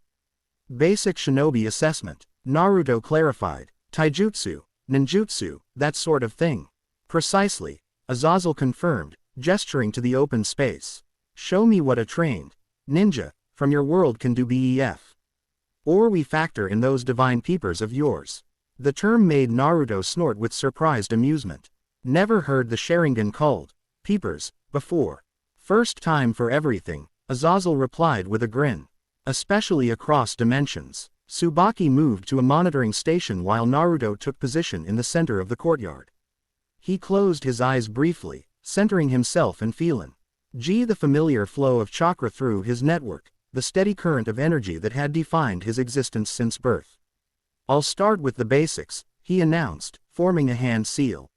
Shadow Clone Jutsu. Chakra surged through his pathways, splitting and materializing into perfect duplicates, not illusions but solid copies with independent consciousness. 10 Narutos stood where one had been, each grinning with identical confidence. Azazel's eyebrows shot up, genuine surprise breaking through his composed facade. Well now, that's not what I expected. Solid duplicates with independent movement and consciousness. Full autonomy, all 10 Narutos confirmed simultaneously, before the original continued alone. They can think, fight, use techniques, gather information, everything I can do, just with less chakra reserves. To demonstrate, the clones dispersed throughout the courtyard, each performing different actions, one climbing vertically up a wall using only his feet, another walking on the surface of a decorative pond, two sparring at high speed with taijutsu movements, others demonstrating various chakra exercises. Fascinating, Azazel murmured, circling one clone and examining it with analytical precision. Not illusory constructs or familiar summons. These are actually partitioned aspects of your consciousness and energy, given temporary physical form. That's actually a really accurate description, Naruto acknowledged, impressed. I've never heard it explained that way before. The demonstration continued as Naruto dispelled his clones and moved through progressively more advanced techniques. He showcased chakra nature transformations, wind slicing through stone targets, water pulled from the atmosphere to form barriers, earth manipulation to create defensive structures. Throughout the display, Naruto noted something curious. His techniques functioned perfectly, but the chakra required for each seemed slightly different, as though the ambient energy of this world affected his own power system in subtle ways. You noticed it too, Azazel observed perceptively. Your energy interacts differently here than in your world, doesn't it? Naruto nodded, forming a Rasengan in his palm, the swirling sphere of chakra maintaining perfect stability but glowing with a slightly different luminescence than usual. It's like the background energy here is thinner, but with concentrated points of different power types. An apt description, Azazel confirmed. This world's supernatural energy system developed along different lines than your chakra. Divine power, demonic energy, dragon aura, natural senjutsu, discrete categories rather than the unified system you describe. The conversation paused as a teleportation circle formed at the courtyard's edge, glowing with the Sitri family crest. From it emerged Sona, accompanied by a young woman Naruto hadn't met before. His first impression was contradictory confusion. The newcomer appeared physically as a petite young woman with long black hair tied in twin tails, wearing an elaborate pink magical girl costume complete with wand and frilly accessories. Yet beneath this childish appearance, Naruto sensed power that dwarfed almost anything he'd encountered in this world so far, a frozen core of immense destructive potential carefully contained within the bubbly exterior. "So Tan," the woman exclaimed, bouncing forward and enveloping Sona in an enthusiastic hug that the younger Sitri endured with resigned dignity. "I came as soon as my schedule allowed. Where's this dimension-hopping cutie you mentioned?" Sona extricated herself with practiced patience, adjusting her glasses. "Seraphal, please maintain appropriate decorum. This is a serious investigation." "Serious investigations can still be fun," the woman, Seraphal, declared, twirling her wand before her gaze locked onto Naruto. Her playful expression momentarily sharpened with assessment so quick and thorough he nearly missed before returning to bubbly enthusiasm. "Oh, is this him? He's adorable. Those whisker marks are so kawaii." Before anyone could intervene, she bounded across the courtyard with supernatural speed, circling Naruto with unrestrained curiosity. Hello," he managed, thrown off balance by her contradictory presence. "I'm Seraphal Leviathan," she announced with a dramatic pose, wand twirling. "Magical girl extraordinaire and one of the 4 great Satans. So Tan's magnificent big sister. And you're the shinobi with the special eyes who fell through dimensions, right?" The casual mentee, on of being one of the 4 great Satans, a ruling devil, if Naruto recalled correctly from Tsubaki's explanations, contrasted so sharply with her appearance that he couldn't help but stare. "Naruto Uzumaki," he introduced himself. Recovering quickly, "Ninja of the Hidden Leaf Village and, accidental dimensional traveler, I guess." "So formal," Seraphal giggled, tapping his nose with her wand. "We'll have to work on that." Sona approached, composure intact but a hint of tension around her eyes. "Seraphal is here in her official capacity as Leviathan, one of the underworld's rulers." Despite appearances, she added with pointed emphasis directed at her sister, "This is a diplomatic visit of significant political importance." "Oh, Seraphal pouted. "You make everything sound so boring, so Tan."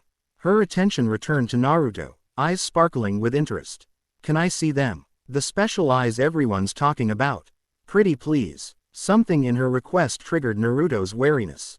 Despite the childish presentation, he sensed calculation behind the inquiry, genuine curiosity mixed with strategic assessment.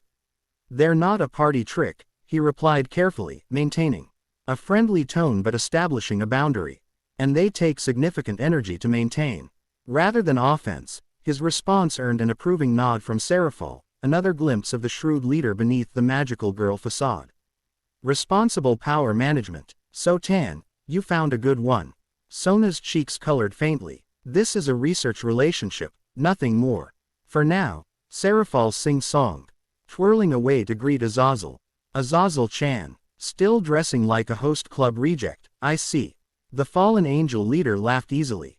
"And you're still playing magical girl while governing a third of the underworld. Some masks are too comfortable to discard, aren't they?"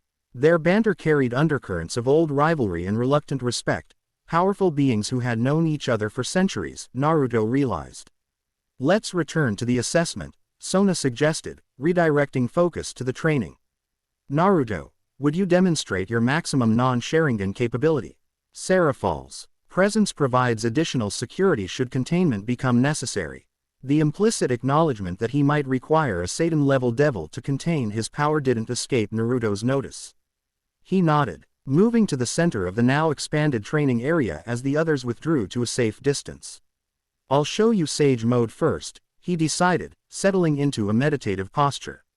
"It's Sipa, right from the divine Sharingan but represents my highest natural capability." As he closed his eyes and stilled his breathing, Naruto reached outward with his senses, seeking the natural energy that flowed through all living things. In his world, this process had become second nature, the balanced intake of energy that transformed him into a perfect sage. Here, however, something different happened. Natural energy responded to his call, but it flowed differently, wilder, less structured, carrying distinct flavors and resonances unlike the unified force he knew. It poured into him with eager intensity, as though his chakra network represented a novel pathway it had never encountered before. Naruto's eyes snapped open, orange pigmentation forming around them as he achieved Sage Mode, but not precisely his familiar version. The energy balanced within him vibrated at a different frequency, enhancing his awareness beyond normal parameters. "This feels different," he managed, voice deeper as he stood. "The natural energy here is more alive, conscious, almost." Azazel leaned forward, fascination evident. "You're channeling Senjutsu, this world's version of nature energy. Few can manage it without losing themselves to madness or transformation. His chakra network acts as a buffer and filter," Tsubaki observed from her monitoring station. "It processes the energy differently than our natural Senjutsu users." Seraphol's playful demeanor had receded, replaced by analytical focus. "Interesting. He's drawing from the yokai realm's energy currents without the usual contamination effects." Naruto moved through a series of forms, testing his enhanced capabilities. Strength, speed, sensory perception, all amplified beyond human limitations. He formed a sage-enhanced Rasengan, the swirling orb growing larger and more volatile than its standard version. "The interaction between your chakra and our world's energy creates unique effects," Sona noted, adjusting her glasses. "Both systems seem to recognize each other as compatible but distinct. Like cousins meeting for the first time," Naruto suggested, letting the Rasengan dissipate. "Related but raised differently." The metaphor earned approving nods from both Sona and Azazel, while Seraphol clapped delightedly. "He's smart too, so Tan. A powerful fighter with creative insight, what a catch." "This is a scientific investigation," Sona insisted again, though without her usual conviction. Naruto maintained Sage Mode, experiencing this world through enhanced senses. The connections between living things, the sea, currents of power flowing through reality, all visible to his perception now. And something else. Distant awareness of beings watching, observing from beyond normal sight. "We have company," he announced calmly, gaze shifting toward the forest's edge. 3 observers, trying to mask their presence. Not human, not devil either. Sona and Seraphol exchanged glances, the latter's expression hardening momentarily. "Fallen angels," Seraphol identified, twirling her wand casually, though Naruto sensed the gesture channeled significant power. "Not Azazel's faction, judging by their aura. Kokobeel's remnants," Most likely, Azazel sighed, scratching his head, still causing trouble despite their leader's containment. Should we be concerned? Tsubaki asked, moving closer to Sona protectively. Normally, no, Azazel replied, his casual tone belied by the sharpness in his eyes. But their interest in our interdimensional friend here is troubling. Naruto rolled his shoulders, sage mode, enhancing his awareness of the observers, positions and capabilities. They've been watching for about 10 minutes. Getting bolder in their approach. He turned to Sona. Your territory, your call. How do you want to handle this? The question, deferring to her authority while acknowledging his ability to act, seemed to please Sona. Identification and interrogation would be valuable. Can you disable without permanent harm? That's literally my specialty, Naruto answered with a confident grin. Before anyone could respond, he vanished in a burst of speed that left afterimages, reappearing at the forest's edge where he drove a palm strike into seemingly empty air. A barrier shattered with the sound of breaking glass, revealing 3 black-winged figures hovering in defensive positions. Spying's rude, Naruto admonished. Sage mode enhancing his already formidable physical abilities. Especially in someone else's territory. The fallen angels, 2 males and a female, each with multiple E-wings indicating mid-tier power, recovered quickly from their exposure. The leader, a silver-haired man with aristocratic features, manifested a light spear in his hand. The dimensional anomaly, he observed, voice cultured but cold. Kokubile-sama's intelligence was accurate. Those eyes represent potential beyond sacred gear limitations. Your faction remains disbanded, Azazel called, approaching with deceptive casualness. Kokubile is contained in Cocytus. Whatever he promised you died with his ambitions. The female fallen angel sneered, her crimson light spear forming. You've grown soft, Governor. Making peace with devils and angels while ignoring our rightful supremacy. Typical extremist rhetoric, Seraphal sighed, twirling beside Sona. So boring and predictable. Can we skip to the part where you surrender or get popsicled? Rather than continue the verbal exchange, the fallen angels attacked simultaneously, light spears hurling toward Naruto from 3 directions. In sage mode, the weapons moved with almost comical slowness through his perception. He weaved between them effortlessly, closing distance with the female attacker. Too slow, he stated calmly, striken. G-precise chakra points that disrupted her wing manifestation. She plummeted with a shocked cry before Naruto caught her arm, preventing a dangerous fall while neutralizing her combat effectiveness. The remaining attackers coordinated better, one creating distance to launch ranged attacks while the leader engaged directly with a light sword. Naruto assessed their strategy with practiced ease. These were experienced fighters. But nowhere near the level he'd faced during the war. You're outmatched, he informed the leader, dodging sword strikes while deliberately avoiding counterattacks that might cause permanent injury. Whatever you're hoping to learn about these eyes, this isn't the way to get it. Our master foresaw your arrival, the fallen angel hissed, frustration mounting as his attacks found only air. The divine Sharingan belongs to our faction by prophetic right. That statement caught Naruto's attention.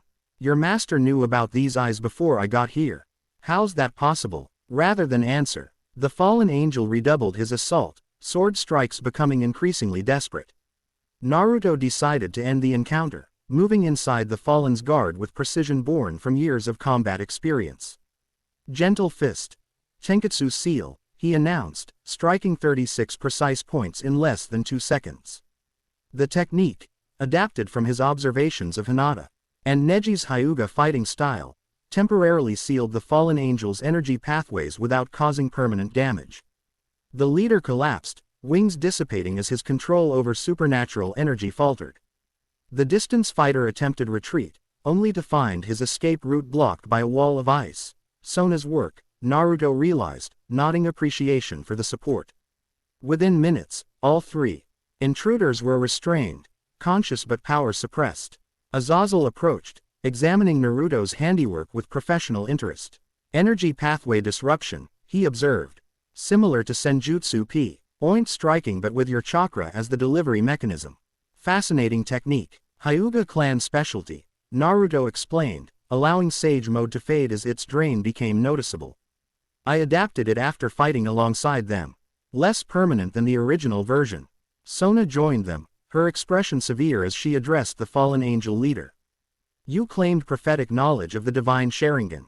Explain. The silver-haired fallen glared defiantly before Seraphol stepped forward, her childish demeanor completely absent as frigid power radiated from her form. Let me rephrase my adorable sister's request, she said, voice carrying otherworldly chill. Explain now, or experience interrogation methods that make your current discomfort seem like a luxury spa treatment.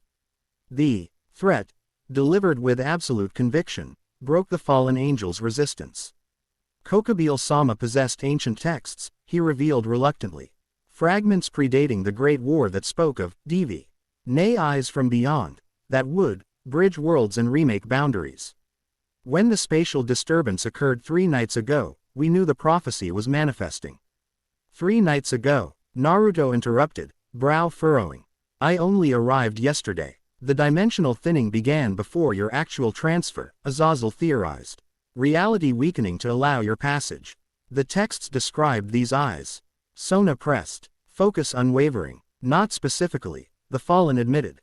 Only that they would appear as the crimson gaze that sees beyond illusion, carried by one who contains power not his own. Naruto and Kurama exchanged mental communication at this description. That could refer to me being a Jinchuriki, Naruto noted. The power not my own being Kurama. A convenient prophecy, ***, the fox rumbled skeptically. Vague enough to fit multiple interpretations. Where are these texts now? Azazel demanded, his casual manner evaporated. Hidden, the fallen angel replied with a hint of satisfaction. Kokkei-Sama ensured they would remain protected until needed. Seraphol signaled to previously unseen devil guards who materialized from concealment. Take them to Underworld Holding for formal questioning. Standard diplomatic protocols apply. As the prisoners were teleported away, Azazel stroked his goatee thoughtfully. Ancient texts predating the Great War at specifically reference interdimensional eyes. That's troubling. Could they be legitimate? Sona asked, skepticism evident. Possibly, Azazel conceded. The oldest archives contain reference to worlds beyond worlds and eyes that pierce veils. Most scholars dismissed these as metaphorical or allegorical. Until someone fell through dimensions with special eyes, Naruto concluded dryly. Seraphol bounced back into her magical girl persona, though her eyes remained sharp. This makes you even more interesting, Naruto-kun. Not just a dimensional traveler, but possibly a prophesied one. Great, Naruto muttered. Just what I needed, another prophecy. At their questioning looks, he elaborated reluctantly. Where I'm from, I was part of a prophecy about saving the world. It got complicated. You saved your world? Tsubaki asked, fascination breaking through her composed exterior. Naruto rubbed the back of his neck awkwardly. Well, yeah, me and my friends stopped Kaguya from enslaving everyone in an eternal dream world. Pretty standard end of the world stuff. The casual revelation created momentary silence before Seraphol erupted in delighted laughter. Oh, so Tan, you found a world-saving hero from another dimension. This is better than my television show's plot. Your dimensional arrival may have more significance than we initially assumed, Sona stated, adjusting her glasses to hide her surprise at his revelation. If prophecies in both worlds align, then his presence here is no accident, Azazel finished grimly. Which raises the question, who or what orchestrated it? The discussion paused as Naruto suddenly tensed, senses alerting him to new danger. Incoming, he warned, moving protectively toward Sona without conscious thought. Different from before, stronger. A massive magical circle appeared overhead, crimson and black, inscribed with symbols that even Azazel appeared unfamiliar with. The air temperature plummeted as reality distorted around the manifestation. Barrier breach, Tsubaki called from her monitoring station. Unknown teleportation signature bypassing security measures. Defensive positions, Sona commanded calmly. Water materializing around her hands as she stepped forward rather than back. Seraphol's transformation was immediate and dramatic, her magical girl costume dissolving into shimmering ice particles. Replaced by an elegant battle outfit of white and blue. Temperature dropped further as winter itself seemed to gather around her form. From the circle descended a single figure, humanoid but wrong, in subtle ways that triggered instinctive unease. Tall and pale, Dressed in flowing white robes with intricate red patterns, the being had no visible facial features except for a pair of eyes identical to Naruto's divine Sharingan. The vessel arrives as foretold, the entity announced, voice resonating with unnatural harmonics. The divine sight returns to its rightful wielder. Naruto stepped forward, positioning himself between the entity and the others. And you are. The featureless face turned toward him, those familiar yet alien eyes focusing with unsettling intensity. I am Kagami, last scion of the Otsutsuki branch that discovered this realm centuries ago. Your eyes belong to my bloodline, vessel. The name Otsutsuki sent shock waves through Naruto's system. That's impossible, he stated flatly. The Otsutsuki clan was defeated. Kekkei was sealed. In your dimension, Kagami corrected, head tilting at an unnatural angle. My ancestors discovered pathways between worlds long before Kekkei's failed harvest. We have waited, watching for the divine eyes to manifest, the key to reuniting separated realities. Azazel moved beside Naruto, power building around his form. This entity registers as neither devil, angel, nor any known mythological classification, he murmured. Its energy signature resembles yours, but corrupted. He's claiming to be from my world, Naruto replied quietly. The Otsutsuki were celestial beings who harvested worlds for chakra. We thought we stopped them. Evidently not all of them, Sona observed, joining their impromptu conference while maintaining defensive readiness. Kagami raised a pale hand, fingers elongating unnaturally as he pointed toward Naruto's eyes. The divine Sharingan has awakened in an unworthy vessel, a temporary aberration. Return what belongs to our bloodline, and your transition will be painless. Yeah, that's not happening, Naruto replied flatly. These eyes chose me for a reason. Chose. Kagami's voice carried mocking amusement. Such primitive personification. The divine Sharingan is a tool, the key to merging dimensions and harvesting both simultaneously. It activated in your chakra network through calculated intervention. Not choice. This revelation struck Naruto with cold clarity. You engineered this. You made these eyes appear in me. A necessary manipulation, Kagami confirmed dispassionately. Your unique chakra network, adapted to contain the 9 tails and channel 6 paths power, made you the ideal temporary incubator. Now the eyes have matured, and harvest may proceed. Inside Naruto's mindscape, Kurama snarled with rising fury. This creature speaks truth. I sense Otsutsuki energy patterns similar to Kekkei's. Different, but related. So you used me to activate these eyes, Naruto summarized. Anger building beneath his controlled exterior. And now you want to, what? Rip them out and destroy 2 worlds. Not destruction. Transcendence, Kagami corrected, as though explaining to a child. All energy returned to its pure state, all consciousness elevated beyond material limitations. He means death and consumption, Azazel translated grimly. Typical C. Osmic level megalomaniac planning to save existence by ending it. Seraphal stepped forward, winter incarnate in her bearing. As Leviathan, I represent the underworld's sovereignty. Your harvest lands constitute an act of war against devil kind. Surrender or face elimination. Kagami regarded her with clinical detachment. Your power is impressive for a lesser being. However, intervention is premature. With a gesture too quick to follow, he created a distortion in space-time, not a portal but a fracture that radiated unstable energy. Consider this demonstration of inevitability, he stated calmly. When dimensions bleed together, chaos precedes order. The fracture expanded rapidly, reality itself protesting with discordant vibrations that made Naruto's teeth ache. From within emerged distorted shapes, creatures caught between worlds, neither fully material nor spiritual, howling with disembodied voices. Dimensional refugees, Azazel identified, manifesting 12 black wings as he prepared for battle. Beings caught in the void between realities, driven mad by exposure. They are harbingers, Kagami declared, rising into the air as the creatures poured forth. The first wave of many as boundaries weaken. Only the divine Sharingan can restore separation, or complete the merger. With that cryptic statement, he disappeared, not through teleportation but by seemingly acing out of their dimensional plane entirely. Convenient exit, Seraphal muttered, ice forming around her as the dimensional refugees charged toward them with unnatural movement patterns.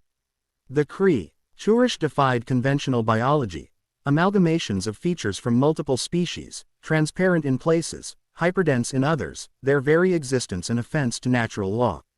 They moved with desperate hunger, drawn to the supernatural energy of the devils and Naruto's unique chakra. Containment priority, Sona called, creating water barriers that slowed the entities' advance. Unknown interaction potential with human population. Naruto nodded understanding, forming his cross-shaped seal. Multi-shadow clone jutsu. 50 clones materialized, creating a defensive perimeter while the original assessed their opponents. These weren't conventional enemies. They existed partially outside normal physical laws, making standard attacks potentially ineffective. Sage mode, he decided, once Ain gathering the natural energy of this world into his system. The orange pigmentation formed around his eyes as perception expanded, revealing the creature's true nature. They're not fully here, he called to the others, engaging the nearest refugee with a sage-enhanced punch that connected with its semi-corporeal form. They exist between dimensions, anchored to both but belonging to neither. Dimensional anchoring, Azazel theorized, hurling spears of light that passed through some creatures while wounding others. Their physical coherence fluctuates based on resonance with our reality. Sona demonstrated her tactical brilliance, quickly adapting strategy to this information. Tsubaki, mirror Alice to reflect their own dimensional frequency back at them. Her queen responded immediately, summoning her sacred gear, a large mirror that captured an incoming energy blast from one refugee and returned it doubled in power. The creature shrieked as its own dimensional resonance disrupted its existence, collapsing into particles that faded from reality. Effective, Sona noted with clinical precision, already focusing on the next target. Seraphal moved with terrifying efficiency, her cheerful demeanor completely absent as she froze entire sections of the battlefield, capturing refugees in ice that somehow anchored their dimensional fluctuations. These creatures bear traces of underworld energy, she observed, as though they passed through devil territory in another reality. The battle continued, each fighter adapting techniques to counter the refugees' unique properties. Naruto found that Sage Mode allowed him to perceive which dimension each creature was currently more anchored to, timing his attacks to coincide with their materialization in the physical world.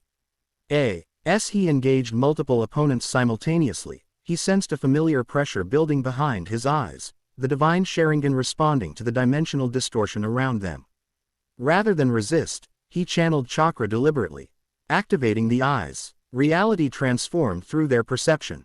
The dimensional refugees appeared fundamentally different, threads of connection linking them to distant points in space-time. Their forms more coherent as the divine Sharingan penetrated the veil between worlds. I can see their anchors, Naruto called, dodging a distorted limb that extended unnaturally.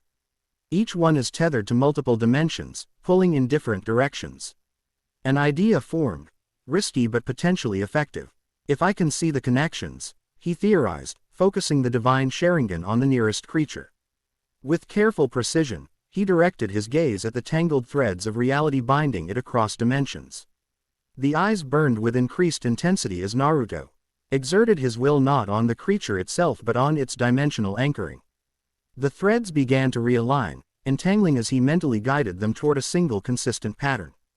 The refugee's form stabilized, its chaotic energy settling into coherence as it fully materialized in their dimension. Once fully present, it became vulnerable to conventional attacks. Sona's water blade dispatched it efficiently. He's forcing dimensional coherence, Azazel observed with scholarly fascination even as he battled 3 refugees simultaneously. Making them fully exist here so they can be defeated conventionally. The divine Sharingan is reweaving reality around them, Tsubaki added, monitoring energy patterns from her position. Extraordinary manipulation of fundamental forces. Naruto didn't respond, focusing entirely on the technique. Each refugee required individual attention, the process demanding precise chakra control and visualization. One by one, he stabilized their existence while his allies eliminated them once vulnerable. The effort took tremendous toll, each use of the divine Sharingan's reality manipulation draining him faster than conventional techniques. By the time he last refugee fell to Seraphal's ice spear, Naruto swayed on his feet, the crimson pattern in his eyes flickering. That's harder than it looks, he managed, the divine Sharingan deactivating as his reserves approached depletion. Only years of endurance training and Kurama's supportive energy prevented complete collapse. Sona appeared at his side, offering surprising physical support as she steadied him. Reckless but effective, she assessed, though concern softened her critical tone. The energy expenditure was clearly unsustainable. Had to be done, Naruto replied simply, gratefully accepting her support. They wouldn't stay down otherwise. Serafal approached, her battle persona receding as she assessed the aftermath. The dimensional fracture is closing, but residual instability remains. Her gaze shifted to Naruto, uncharacteristically serious. Those eyes of yours didn't just force the creatures into our dimension, they were actively repairing reality around them. Makes sense, Naruto acknowledged. Strength gradually returning as Kurama channeled supportive energy through their shared network. If Kagami was telling the truth about the divine Sharingan being a key between dimensions, it should be able to affect the boundaries. Azazel surveyed the battlefield, where the last traces of interdimensional energy dissipated. Our pale friend revealed more than intended. The divine Sharingan isn't just a weapon or tool, it's a mechanism for dimensional management. In the right hands, it could repair weakening boundaries between worlds. Or destroy them completely, Sona added grimly. If Kagami obtains it, which explains his interest in acquiring it from Naruto, Tsubaki concluded, joining their group. Naruto straightened, gently removing himself Fr. Sona's support though he appreciated the gesture. He said I was an incubator, he recalled, distaste evident. That my chakra network was ideal for developing these eyes before he took them. Quote, your unique energy system, adapted to contain a powerful entity and channel divine power, would indeed make an excellent development environment for a power like the divine Sharingan, Azazel theorized. Though I suspect things didn't proceed exactly as planned. How so? Sona questioned. Azazel gestured toward Naruto. The eyes bonded with him more completely than anticipated. They're not just tools he's using, they're adapting to him. Integrating with his existing abilities in ways Kagami clearly didn't expect. They're becoming mine instead of just passing through, Naruto translated, understanding dawning. That's why he seemed frustrated. The divine Sharingan is changing to match me rather than waiting to be harvested. Precisely, Azazel confirmed. Sacred gears, or equivalent powers in your world, bond with their wielders, evolving based on will, emotion, and necessity. The longer you possess the divine Sharingan, the more completely it integrates with your being. Serafal clapped her hands, magical girl persona reasserting itself though her eyes remained sharp. Which means we need to keep Naruto-kun safe while his eyes get all snuggly with his soul. A perfect job for my darling sister and her peerage. Sona adjusted her glasses, hiding her reaction to this characterization. Protection is logical given these developments. However, we must also investigate these ancient texts Kagami's followers referenced. If prophecies about the divine Sharingan exist, they may contain crucial information. I'll access the Grigori archives, Azazel volunteered. We've collected texts from multiple pantheons over millennia. If references exist, we'll find them. A soft chime interrupted their planning as a communication circle appeared beside Sona. Kaichu, came a male voice. Stray devil activity reported in Sector 7. Multiple signatures, moving with purpose rather than random hunting. Understood, Saji, Sona replied crisply. Mobilize containment teams but maintain distance until I arrive. The circle disappeared as she turned to the others. The timing suggests potential connection to our dimensional visitor. Coordinated stray devil movement is highly unusual, Tsubaki confirmed. They typically operate as solitary predators. Naruto rolled his shoulders, fatigue receding as combat readiness returned. Looks like our day isn't over yet. You've expended significant energy, Sona observed with practical concern. Your effectiveness will be compromised. I've fought through worse, he replied with confidence born from experience. Besides, Kurama's helping restore my reserves. Quote, Serafal twirled her wand, frost patterns forming in the air. I'll return to the underworld to brief the other Satans and initiate formal investigation into Kagami. Interdimensional threats fall under our highest security protocols. I'll coordinate with Rias's group, Azazel added. Multiple devil teams provide better coverage if this is a diversionary tactic. Plans established. They separated. Serafal teleporting directly to the underworld while Azazel departed toward Kuo Academy. Sona created a transportation circle for herself, Tsubaki, and Naruto. The magic humming with controlled power. Your world is certainly keeping me busy, Naruto observed as they prepared to teleport. I've been here less than 2 days and already fought stray devils, fallen angels, and interdimensional refugees. Perhaps they recognize a worthy opponent, Sona suggested, the barest hint of respect coloring her typically neutral tone. The compliment, subtle as it was, caught Naruto by surprise. Before he could respond, the teleportation circle activated, whisking them toward the next confrontation in this increasingly complex dimensional entanglement. Sector 7 proved to be an industrial district on Kuo City's outskirts, warehouses and manufacturing facilities standing silent in the late afternoon as workers had already departed for the day. Perfect hunting ground for supernatural predators seeking prey without witnesses. Sona's peerage had established a perimeter when they arrived, magical barriers preventing both escape and human interference. A blue-haired girl with a staff approached as they materialized, bowing respectfully to Sona. Kaichu, targets are contained within the central warehouse complex, she reported efficiently. 5 distinct signatures, all displaying unusual behavior. They appear to be guarding something. Guarding, Sona repeated, the behavior atypical for feral strays. Elaborate, Tsubasa. Have established defensive positions around a specific warehouse, the girl explained. When Ruruko attempted reconnaissance, they coordinated to drive her back rather than pursuing for feeding. Naruto extended his senses, drawing on the remnants of natural energy still circulating in his system. They feel wrong, he observed, brow furrowing. Similar to normal stray devils, but with something else layered on top. Something familiar. Familiar how? Tsubaki asked. Like the dimensional refugees, Naruto clarified, focusing more intently. Not as severe, but there's a similar resonance. Like they're partially anchored elsewhere. Sona processed this information with characteristic efficiency. A potential connection to Kagami's appearance. These strays may be under external influence or modification. Only one way to find out, Naruto suggested, cracking his knuckles with anticipation that belied his earlier fatigue. The Sitri heir nodded agreement, turning to address her assembled peerage. Defensive formation Delta. Prioritize containment over elimination. We need information. Tsubaki. Support position with Mirror Alice ready for counter. Naruto will advance with Saji and myself.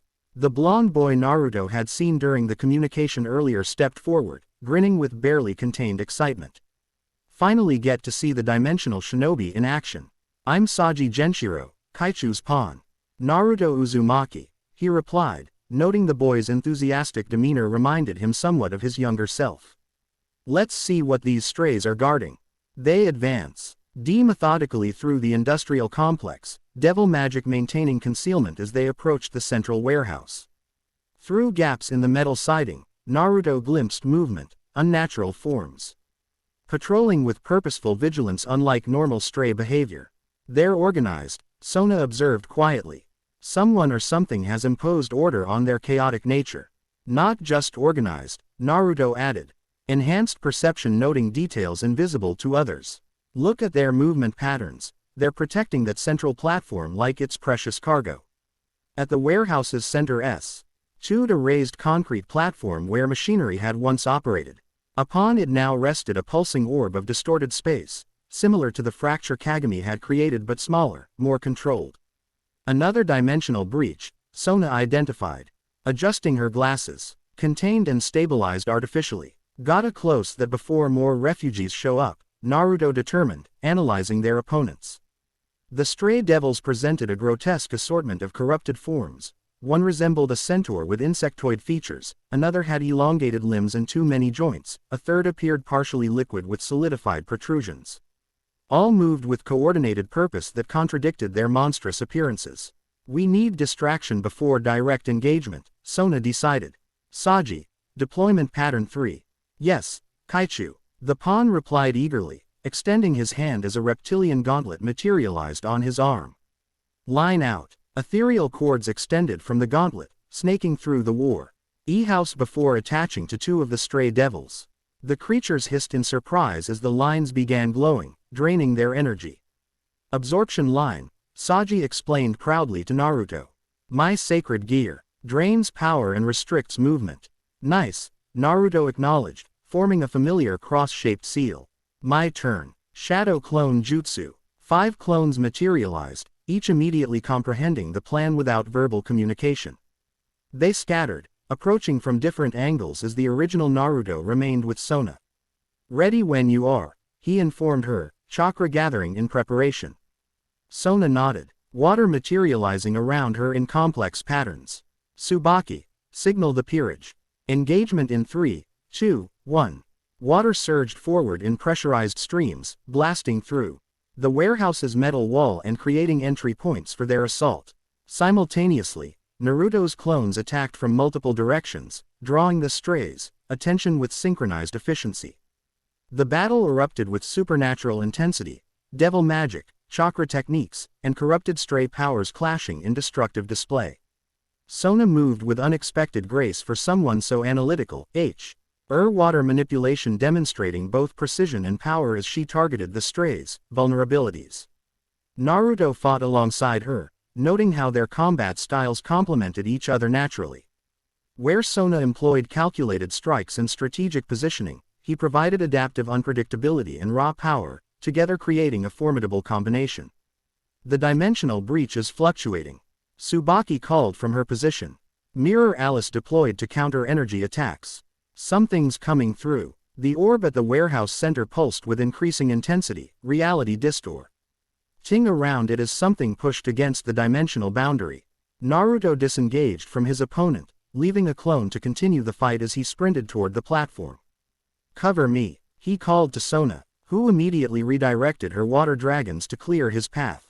Whatever emerges, do not allow it to escape the warehouse, she commanded her peerage, tactical mind already anticipating contingencies. Naruto reached the platform just as the breach expanded, disgorging a single figure before collapsing in upon itself. The dimensional traveler stood slowly, and Naruto felt shock ripple through his system as recognition dawned. The figure wore a tattered black cloak emblazoned with red clouds, Akatsuki uniform, unmistakable despite dimensional travel. A porcelain mask covered their face, painted with concentric circles that mimicked the divine Sharingan's pattern.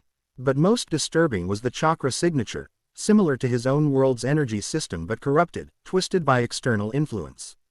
Who are you? Naruto demanded, kunai materializing in his hand from a storage seal. The masked figure tilted their head, studying him with unsettling focus.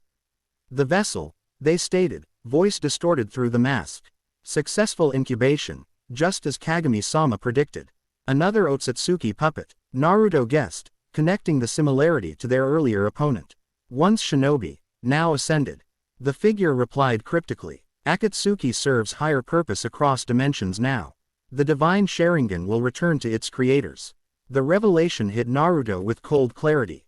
There are Akatsuki survivors in my world working with Kagami. Worlds plural, the masked figure corrected, forming unfamiliar hand seals.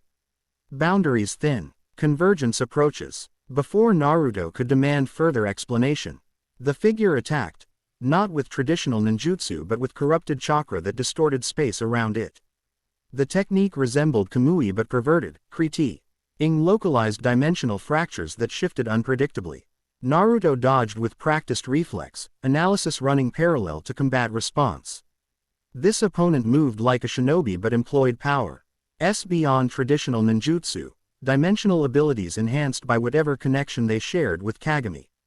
Sona, he called, maintaining distance from the spatial distortions.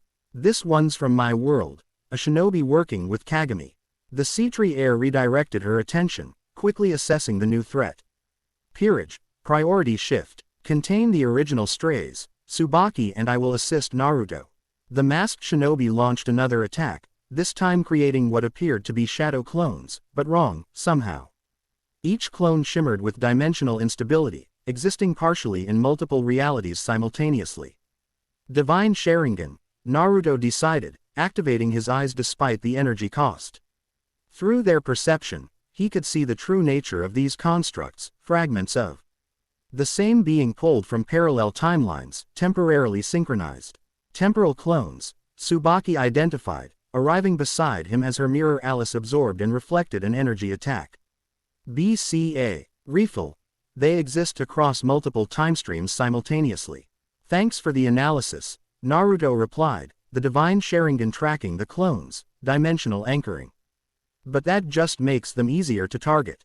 With enhanced perception, he could see which aspects of each clone were most solidly anchored in their current dimension. He formed a Rasengan, the swirling chakra sphere stabilizing reality around his hand as he charged the nearest temporal duplicate. Your eyes develop rapidly, the masked figure observed, their own techniques increasing in complexity. Kagami-sama will be pleased with your progress. Not interested in his approval, Naruto retorted, driving his Rasengan through the clone's dimensional anchoring point. The construct shattered like glass, fragments dissolving into temporal energy. Sona joined the engagement, water coalescing into ice structures that contained and redirected the dimensional distortions. Her tactical mind quickly adapted to the unique combat parameters, identifying patterns in the seemingly chaotic techniques. His attacks follow interdimensional ley lines, she called to Naruto, water shield deflecting temporal energy. They're no random, they're following pre-existing weaknesses in reality. That observation provided crucial insight. Through the divine Sharingan, Naruto could now see the patterns Sona had identified, lines of dimensional stress that the masked shinobi exploited for his techniques. Got it, he acknowledged, adapting his approach accordingly. Let's force him away from those stress points.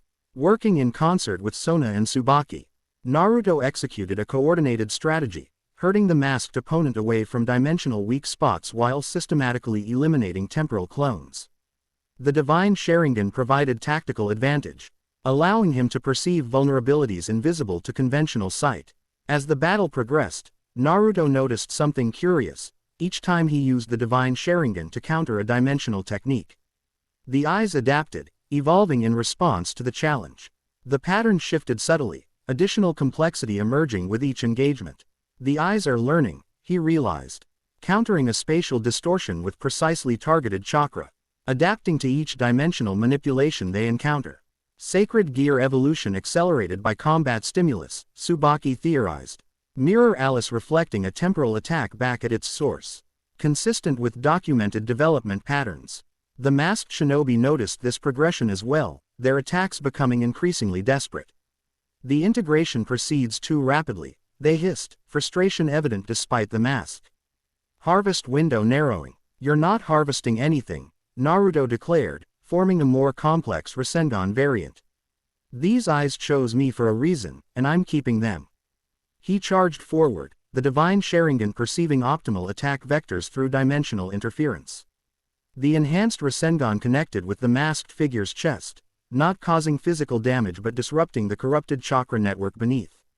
The shinobi staggered, dimensional techniques faltering as their energy system destabilized. This vessel, unexpected resistance, they gasped, hand-forming desperate seals.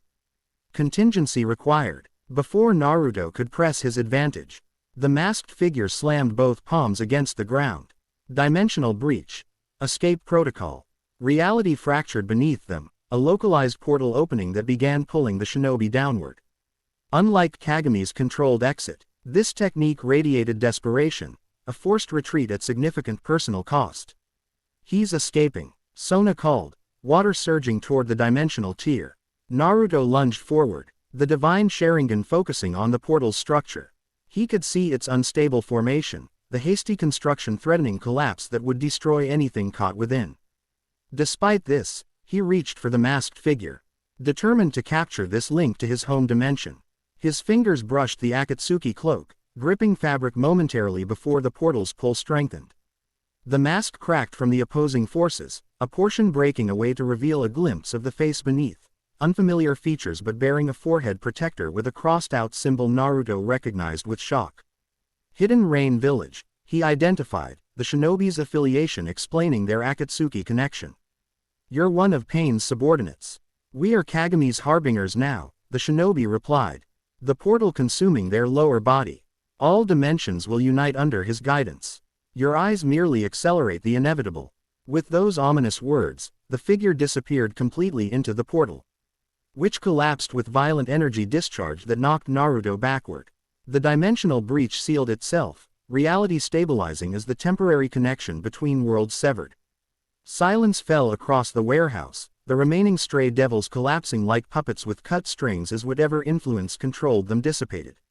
Sona's peerage had successfully contained the threats, though several members showed signs of difficult combat.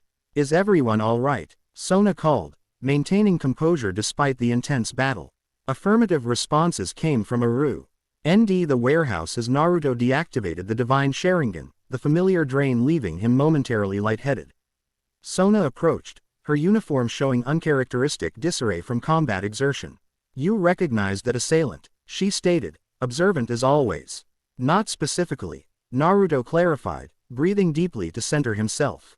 "But I recognized where they came from. The Hidden Rain Village was Pain's, one of Akatsuki's leaders, base of operations. I thought we'd eliminated all Akatsuki members during the war. Evidently some survived," Tsubaki observed, joining them as her sacred gear dematerialized. "And found interdimensional allies." Naruto nodded grimly, "which means this isn't just about me or these eyes anymore. If Kagami can access my world and recruit shinobi, both dimensions are at risk."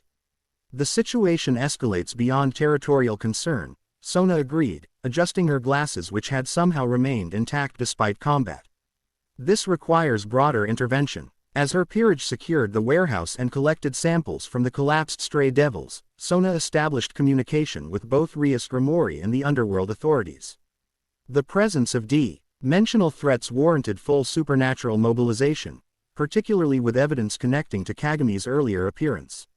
Naruto found himself standing before the platform where the dimensional breach had occurred, studying the residual energy patterns still visible to his enhanced perception. Something about the masked shinobi's desperate escape bothered him. The technique had seemed improvised, unplanned. "They didn't expect me to resist so effectively," he murmured to himself. "They thought the divine Sharingan would be easier to extract, because they assumed it was merely inhabiting your body, not integrating with it." Kurama suggested within their shared mindscape. "Our connection likely accelerated the bonding process. Your chakra network already adapted to sharing power with another entity, making me a worse incubator than they planned," Naruto concluded with grim satisfaction. "Good." Tsubaki approached as he contemplated these implications. "Sona Kaichu has arranged transportation to secure accommodations," she informed him. "Today's events have elevated security concerns. Moving me somewhere safer." Naruto guessed, unsurprised by the logical response to increased threats. "A Sitri stronghold with enhanced dimensional barriers," she confirmed. "Until we better understand Kagami's capabilities and intentions, proximity to high-value targets is advisable. In other words, stick close to powerful devils who can help fight off dimensional invaders," Naruto translated with a wry smile. "Makes sense." As they prepared for departure, Sona joined them. Having completed coordination with various supernatural factions, Azazel reports similar dimensional disturbances at 3 other locations, she informed them. All contained without casualties, though evidence suggests coordinated probing of our world's defenses. Testing for weaknesses, Naruto concluded. Standard tactical approach before major offensive. Sona nodded agreement. Precisely. Which indicates larger operation forthcoming. The implications hung heavily as they teleported from the warehouse, leaving specialized devil teams to sanitize the area of supernatural evidence. The chess game had advanced to a new phase, pieces revealed, opening gambits exchanged, strategies developing on both sides. For Naruto, the stakes had clarified dramatically. His arrival in his world wasn't accident but calculated design. The divine Sharingan represented more than powerful eyes. They were a dimensional key that multiple factions now sought to control. And somewhere between worlds, an Otsutsuki descendant orchestrated a plan that threatened both his home dimension and this new reality. As they materialized at their destination, a traditional Japanese estate nestled Agai. NST mountain backdrop, Naruto felt the divine Sharingan pulse briefly in response to his thoughts. These eyes had chosen him for a reason, bonding with his chakra network in ways their creator hadn't anticipated. Whatever Kagami had intended, the divine Sharingan was becoming truly his. The question remained, what was their true purpose? Were they weapon, tool, or something else entirely? As night fell over the Sitri stronghold, Naruto gazed at stars identical yet somehow different from those above Konoha, pondering the growing connection between his fate and these divine eyes that bridged dimensions. Tomorrow would bring new challenges, new revelations. But for tonight, surrounded by allies in this strange world, he would rest and prepare for whatever crossed dimensions to find him next. Chapter 2 and Chapter 3, The Devil's Strategy.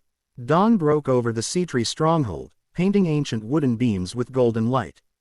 Unlike the modern apartment in Kuo City, this traditional estate embraced centuries of devil nobility heritage, paper screens adorned with family crests, gardens sculpted with supernatural precision, protective enchantments woven seamlessly into classical architecture.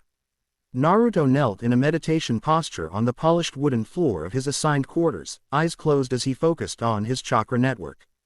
The divine Sharingan had evolved during yesterday's confrontations, adapting to each dimensional technique it encountered. Understanding these changes required introspection normally foreign to his action-oriented nature. The patterns grow more complex, Kurama observed from within their shared mindscape. Not just the visual design, but the underlying energy structures. I can feel it, Naruto agreed, awareness extending throughout his body. Air integrating with my chakra system differently than before, more like they're becoming part of me than just tools I'm using. Around him, the room's traditional aesthetics contrasted sharply with the futuristic technology discreetly integrated into the structure, holographic monitoring devices disguised as decorative elements, magical defense arrays hidden within ceiling beams. The Sitri clan balanced respect for heritage with practical modernization, not unlike Konoha's blend of traditional shinobi values with evolving techniques. A soft knock interrupted his meditation. Naruto-san, come. Isubaki's measured voice through the rice paper door. Breakfast will be served shortly. Sona Kaichu requests your presence for strategic discussion afterward. I'll be right there, he called back, rising fluidly from his meditation posture. After washing and dressing in new clothes provided by the Sitri household, a modernized version of traditional Japanese garments in his preferred orange and black color scheme, Naruto made his way through the estate's winding corridors.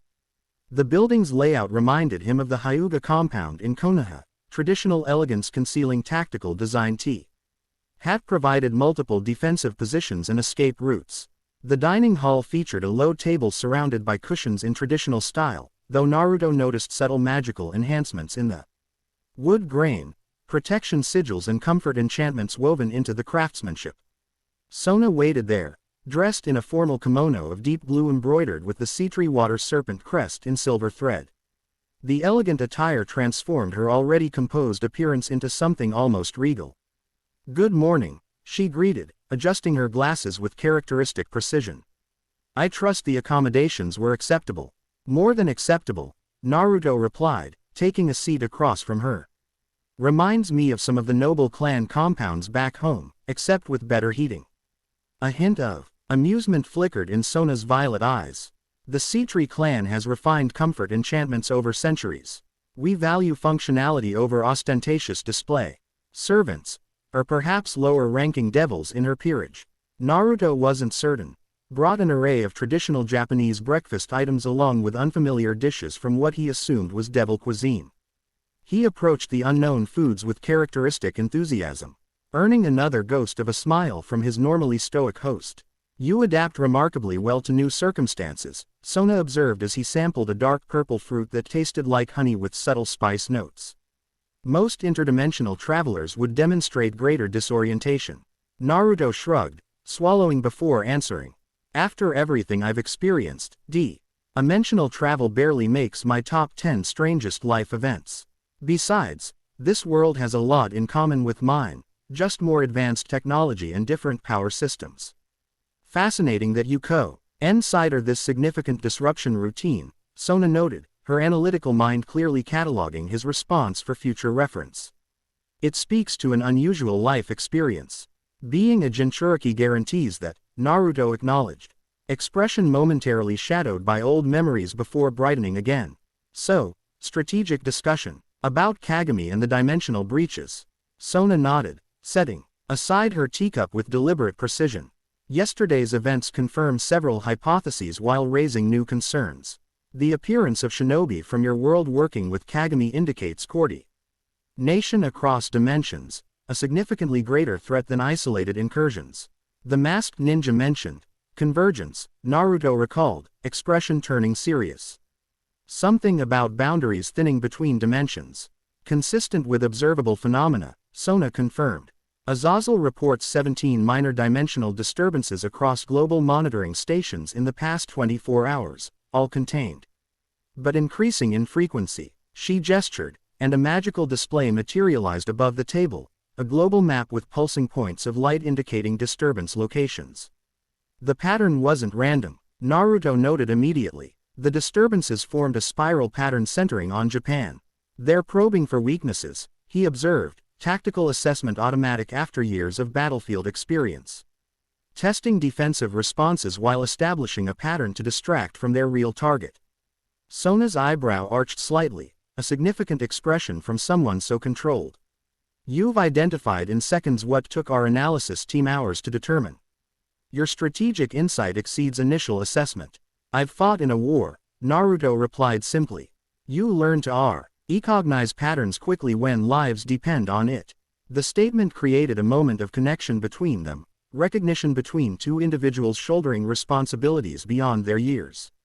Sona's composure softened momentarily, revealing the young woman beneath the heir's formal demeanor.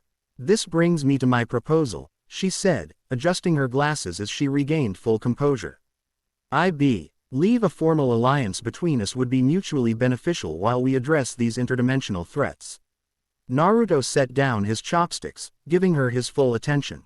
What kind of alliance? A reciprocal exchange of knowledge and support, Sona elaborated. You possess combat experience, tactical insights, and knowledge of shinobi techniques that could benefit Devil Society.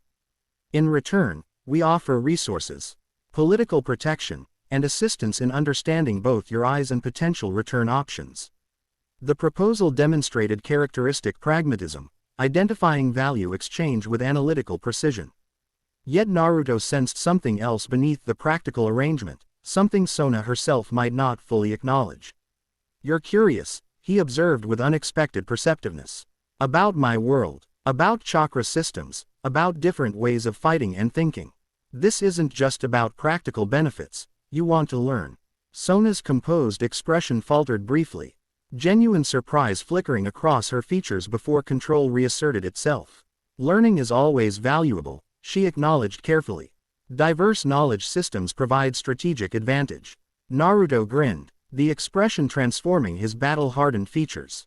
You could just say you think ninja techniques are interesting, you know. It's okay to want to learn things because they fascinate you, not just because they're useful.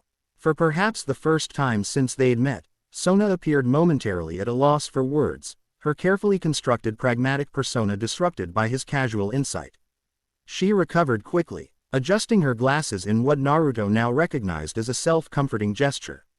The alliance would include training exchange, she continued, voice reverting to formal tones. Your shinobi tactics for our devil magic. Both systems likely contain complementary elements worth exploring. Sounds good to me, Naruto agreed easily. Though I should warn you, my teaching style isn't exactly traditional. I learn by doing, not from lectures, so I teach the same way. Experiential education has demonstrable benefits for certain knowledge types, Sona acknowledged with academic precision. I can adapt to various instructional methods. Naruto laughed, the sound warm and genuine. Has anyone ever told you that you talk like a textbook? Instead of offense, Sona's lips curved slightly upward, the closest thing to a real smile he'd seen from her. Frequently, my sister claims I emerged from the womb requesting properly formatted citations. The eunuch's pected humor surprised another laugh from Naruto.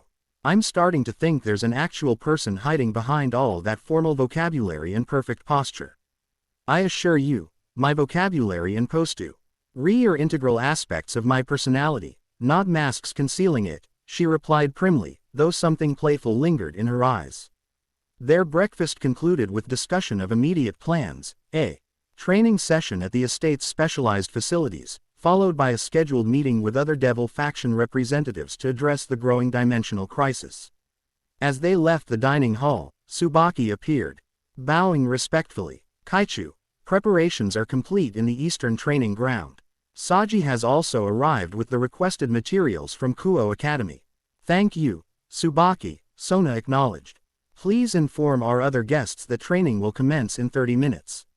Other guests? Naruto questioned as they walked along a covered exterior corridor overlooking immaculate gardens. Several members of Rias's peerage expressed interest in observing our training exchange, Sona explained, her tone suggesting this wasn't entirely welcome. Political courtesy requires accommodation of reasonable requests from allied houses. You don't sound thrilled about it, Naruto observed. Grimoire hospitality traditions often prioritize social elements over efficiency, she replied diplomatically. While valuable in certain contexts, training benefits from focused environment without unnecessary observers. Translation.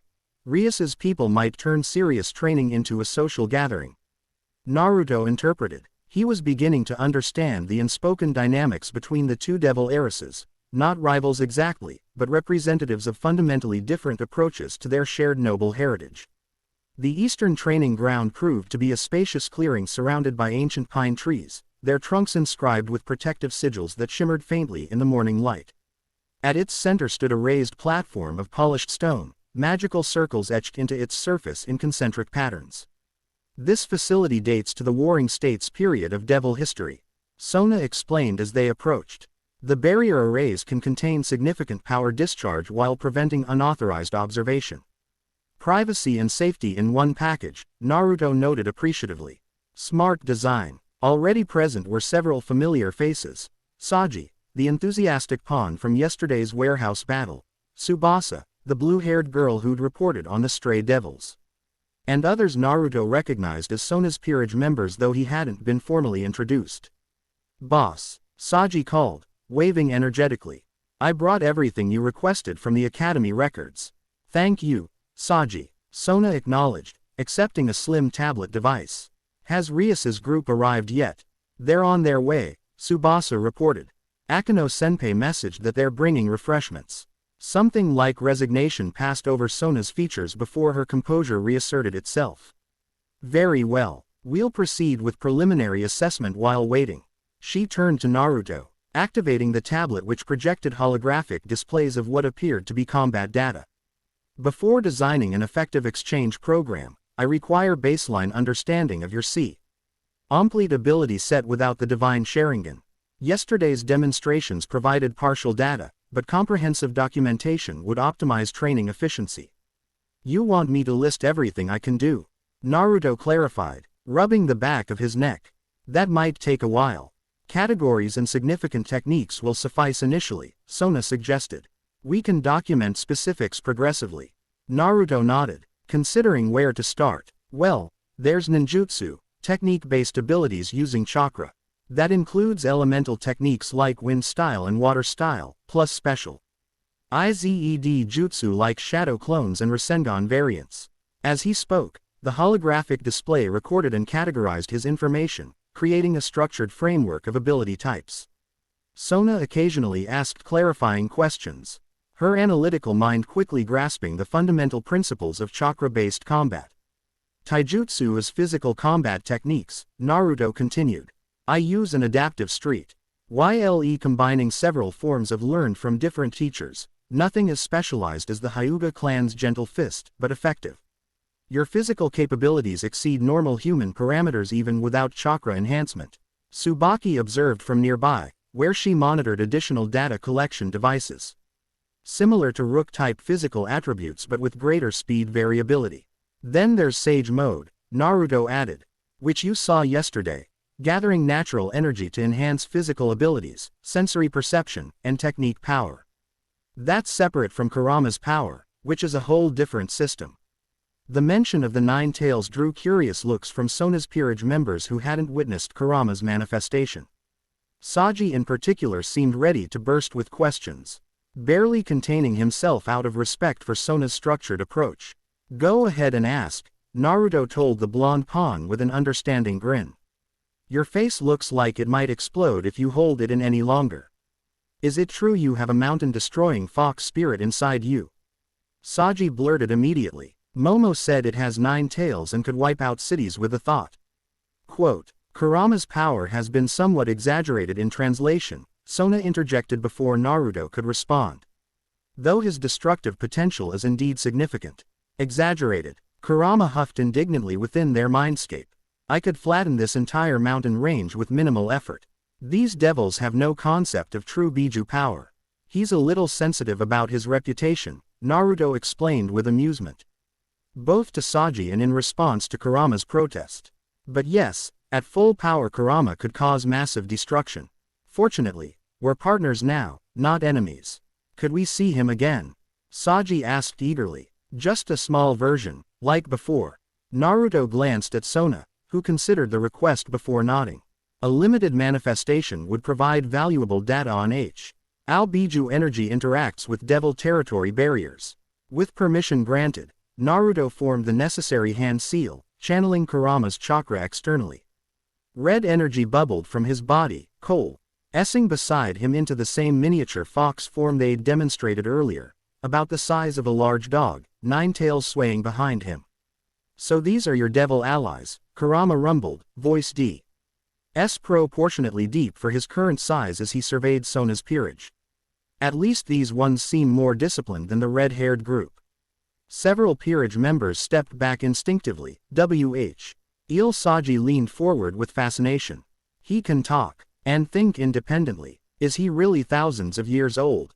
Older than your entire civilization, young devil, Kurama replied with characteristic pride. I witnessed the formation of the shinobi world and the birth of chakra itself. Sona approached without hesitation, studying Kurama with analytical interest rather than fear. Your RGY signature differs significantly from yokai entities in our world, despite superficial similarities. The structure suggests fundamental differences in origin and composition. Perceptive for one so young, Kurama acknowledged. 9 tails sweeping behind him. Biju are fragments of the 10 tails, primordial chakra entity that existed before humanity. Your world's fox spirits likely evolved through different metaphysical pathways. The casually delivered cosmic origin story created momentary silence before excited chatter erupted among the peerage members. Sona raised a hand, instantly touring order with quiet authority that impressed even Kurama. She commands respect effortlessly, the fox observed privately to Naruto. Reminiscent of the second Hokage in his prime, authority through competence rather than intimidation. Quote, before further discussion could develop, a flash of crimson light announced new arrivals. A teleportation circle bearing the Grimoire crest materialized at the training ground's edge. Disgorging several familiar figures, Rias Grimoire herself, accompanied by Akeno, Kaneko, and the brown-haired boy whose name Naruto hadn't caught previously. Sorry we're late, Rias called cheerfully, her crimson hair catching morning sunlight as she approached. Akeno insisted on preparing proper refreshments for our training observation. The dark-haired queen followed, carrying an elegant picnic basket with obvious ease despite its size. Era, learning works up an appetite, she remarked with her characteristic teasing lilt. Especially when watching powerful men demonstrate their techniques. The subtle innuendo in her tone made Saji blush furiously while Sona's expression tightened minutely. This is a structured training exchange, not a performance, the Sitri heir stated firmly. Of course, Sona, Rias agreed easily, though her smile suggested she found her friend's formality amusing rather than persuasive. We're here strictly for educational purposes. Naruto sensed the complex dynamics between the two groups, not hostile, but definitely competitive in a way that transcended their current situation.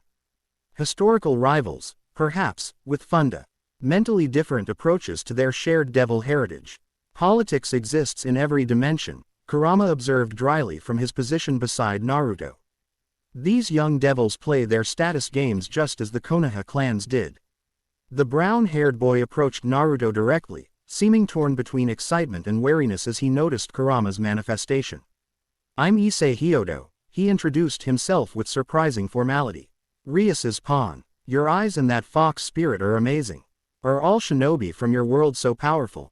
Not exactly, Naruto replied, appreciating the straightforward approach after the subtextual tension between the heiresses. I'm kind of a special case because of Kurama and some unique circumstances. But many shinobi develop powerful specialized techniques. Like your clone ability? Issei asked eagerly. Bushu explained how they're solid duplicates with independent thought. That's like the ultimate technique for any man. Something about his enthusiasm seemed oddly specific. Though Naruto couldn't quite place why. They're definitely useful for training and combat, he agreed. And other activities requiring multiple participants, Akeno added as she joined them. Her suggestive tone making Issei's meaning suddenly clear to Naruto. Akeno, Rias chided without real disapproval, don't scandalize our interdimensional visitor. The dark-haired queen merely laughed softly, turning her attention to Kurama with genuine curiosity. Nine-tailed fox Sama, she addressed him with surprising respect, your energy feels similar to senjutsu but with distinct differences. Is it painful being contained within a human vessel? The thoughtful question, delivered despite her teasing manner moments before, caught both Kurama and Naruto by surprise. Once, perhaps, Kurama answered after consideration. The early Jinchuriki sealing methods were crude and restrictive. Naruto's father designed a different approach, partnership rather than imprisonment. Now we share a mindscape with mutual access to each other's power.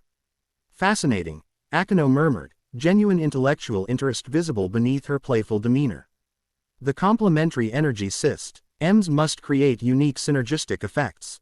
Indeed, your own energy signature suggests similar synergy, Kurama observed perceptively.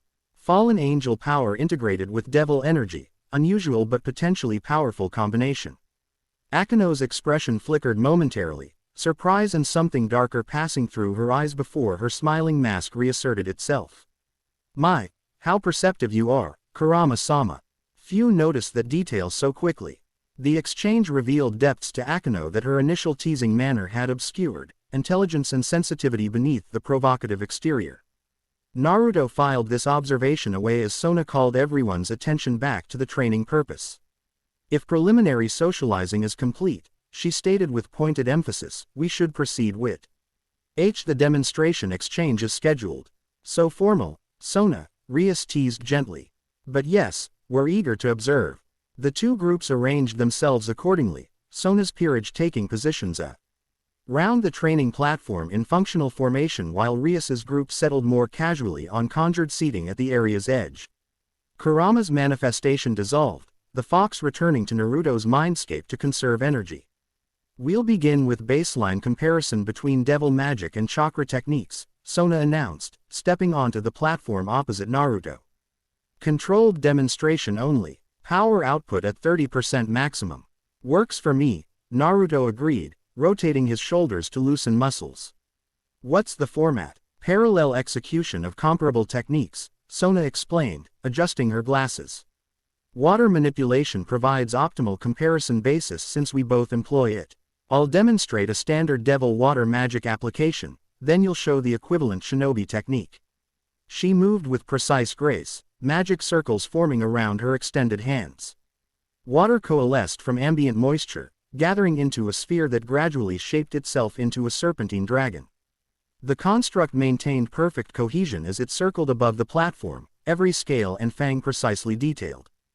Devil water magic utilizes conceptual manifestation through mathematical formula, Sona explained. The dragon maintaining its complex form with minimal visible effort from her. The magic circle contains calculation arrays that define physical properties, behavior parameters, and power distribution.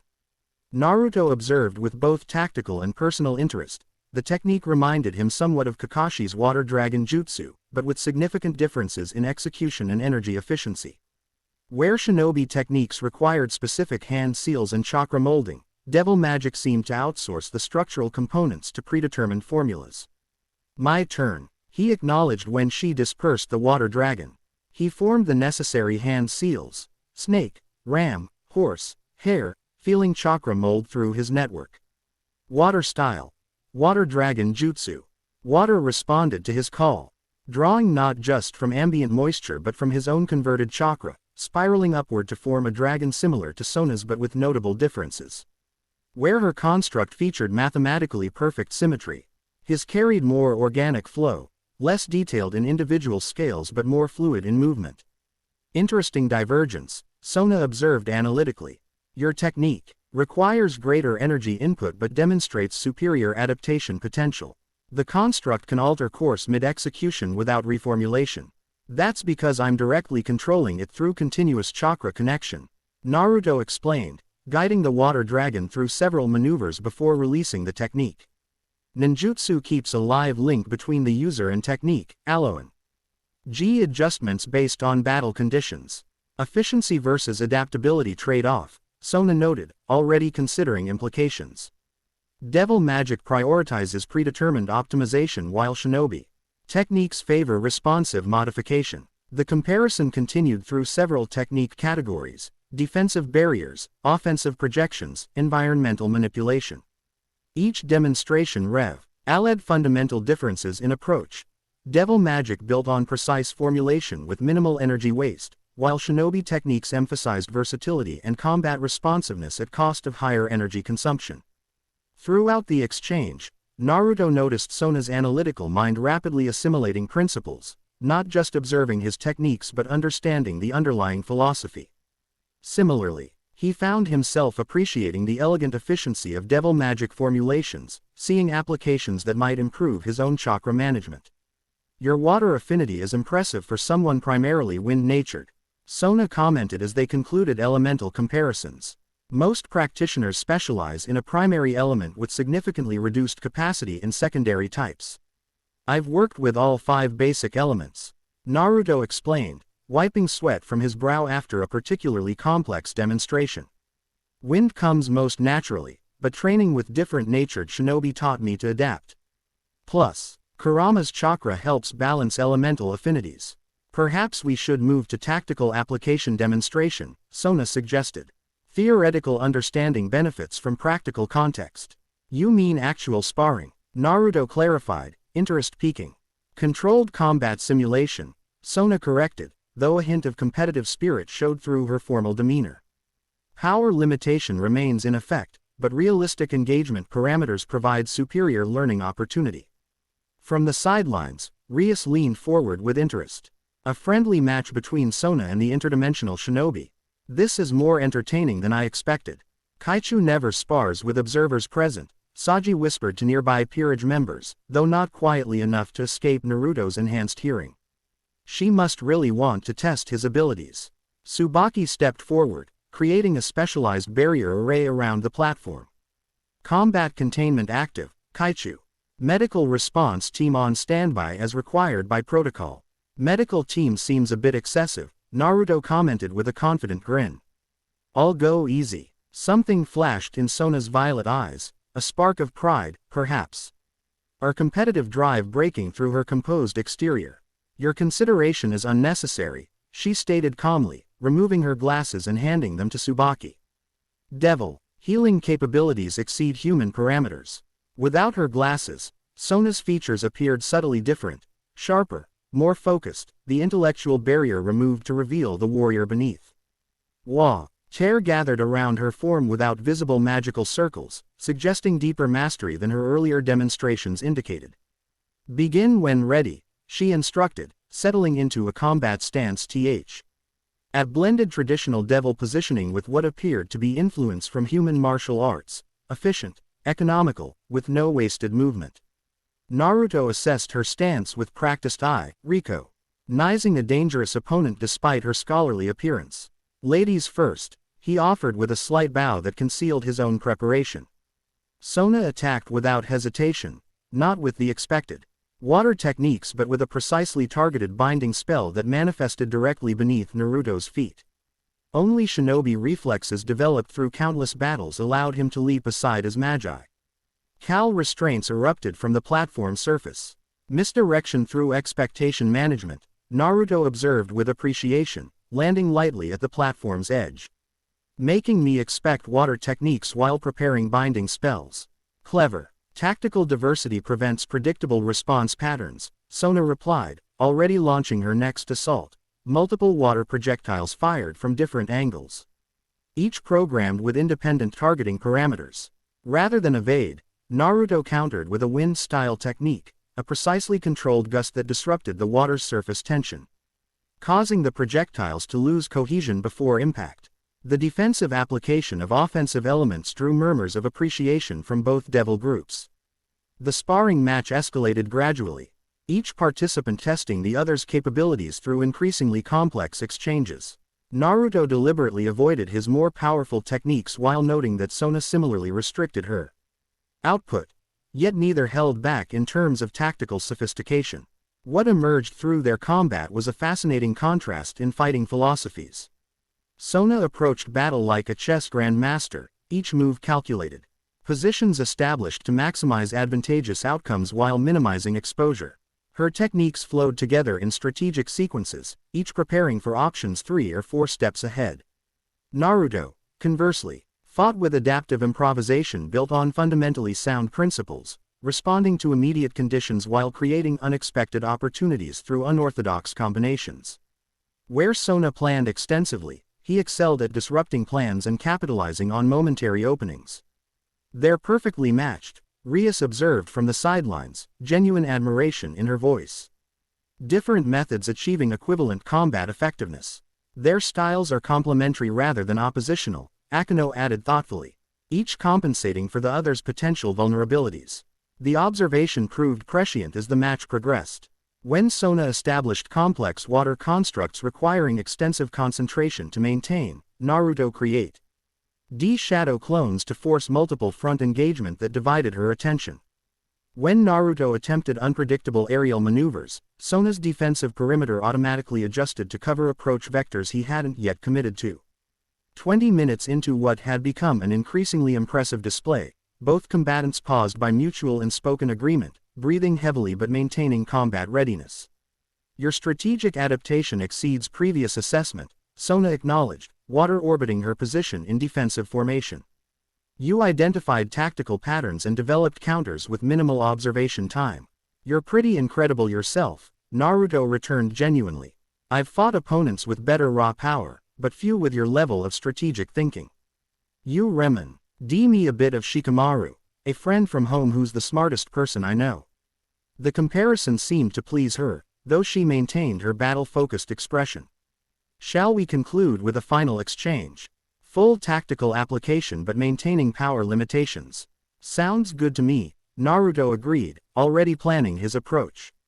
What followed impressed even the more experienced observers. Sona initiated a complex strategy involving layered defensive barriers interspersed with offensive trigger mechanisms, a carefully constructed tactical environment that restricted movement options while punishing predictable counters.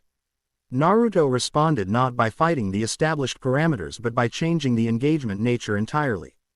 Multiple shadow clones created diversionary attacks he executed a space-time technique adapted from his father's legacy, not full flying rage and teleportation, which he hadn't mastered completely, but a modified body flicker that allowed him to momentarily phase through Sona's outer defensive layer.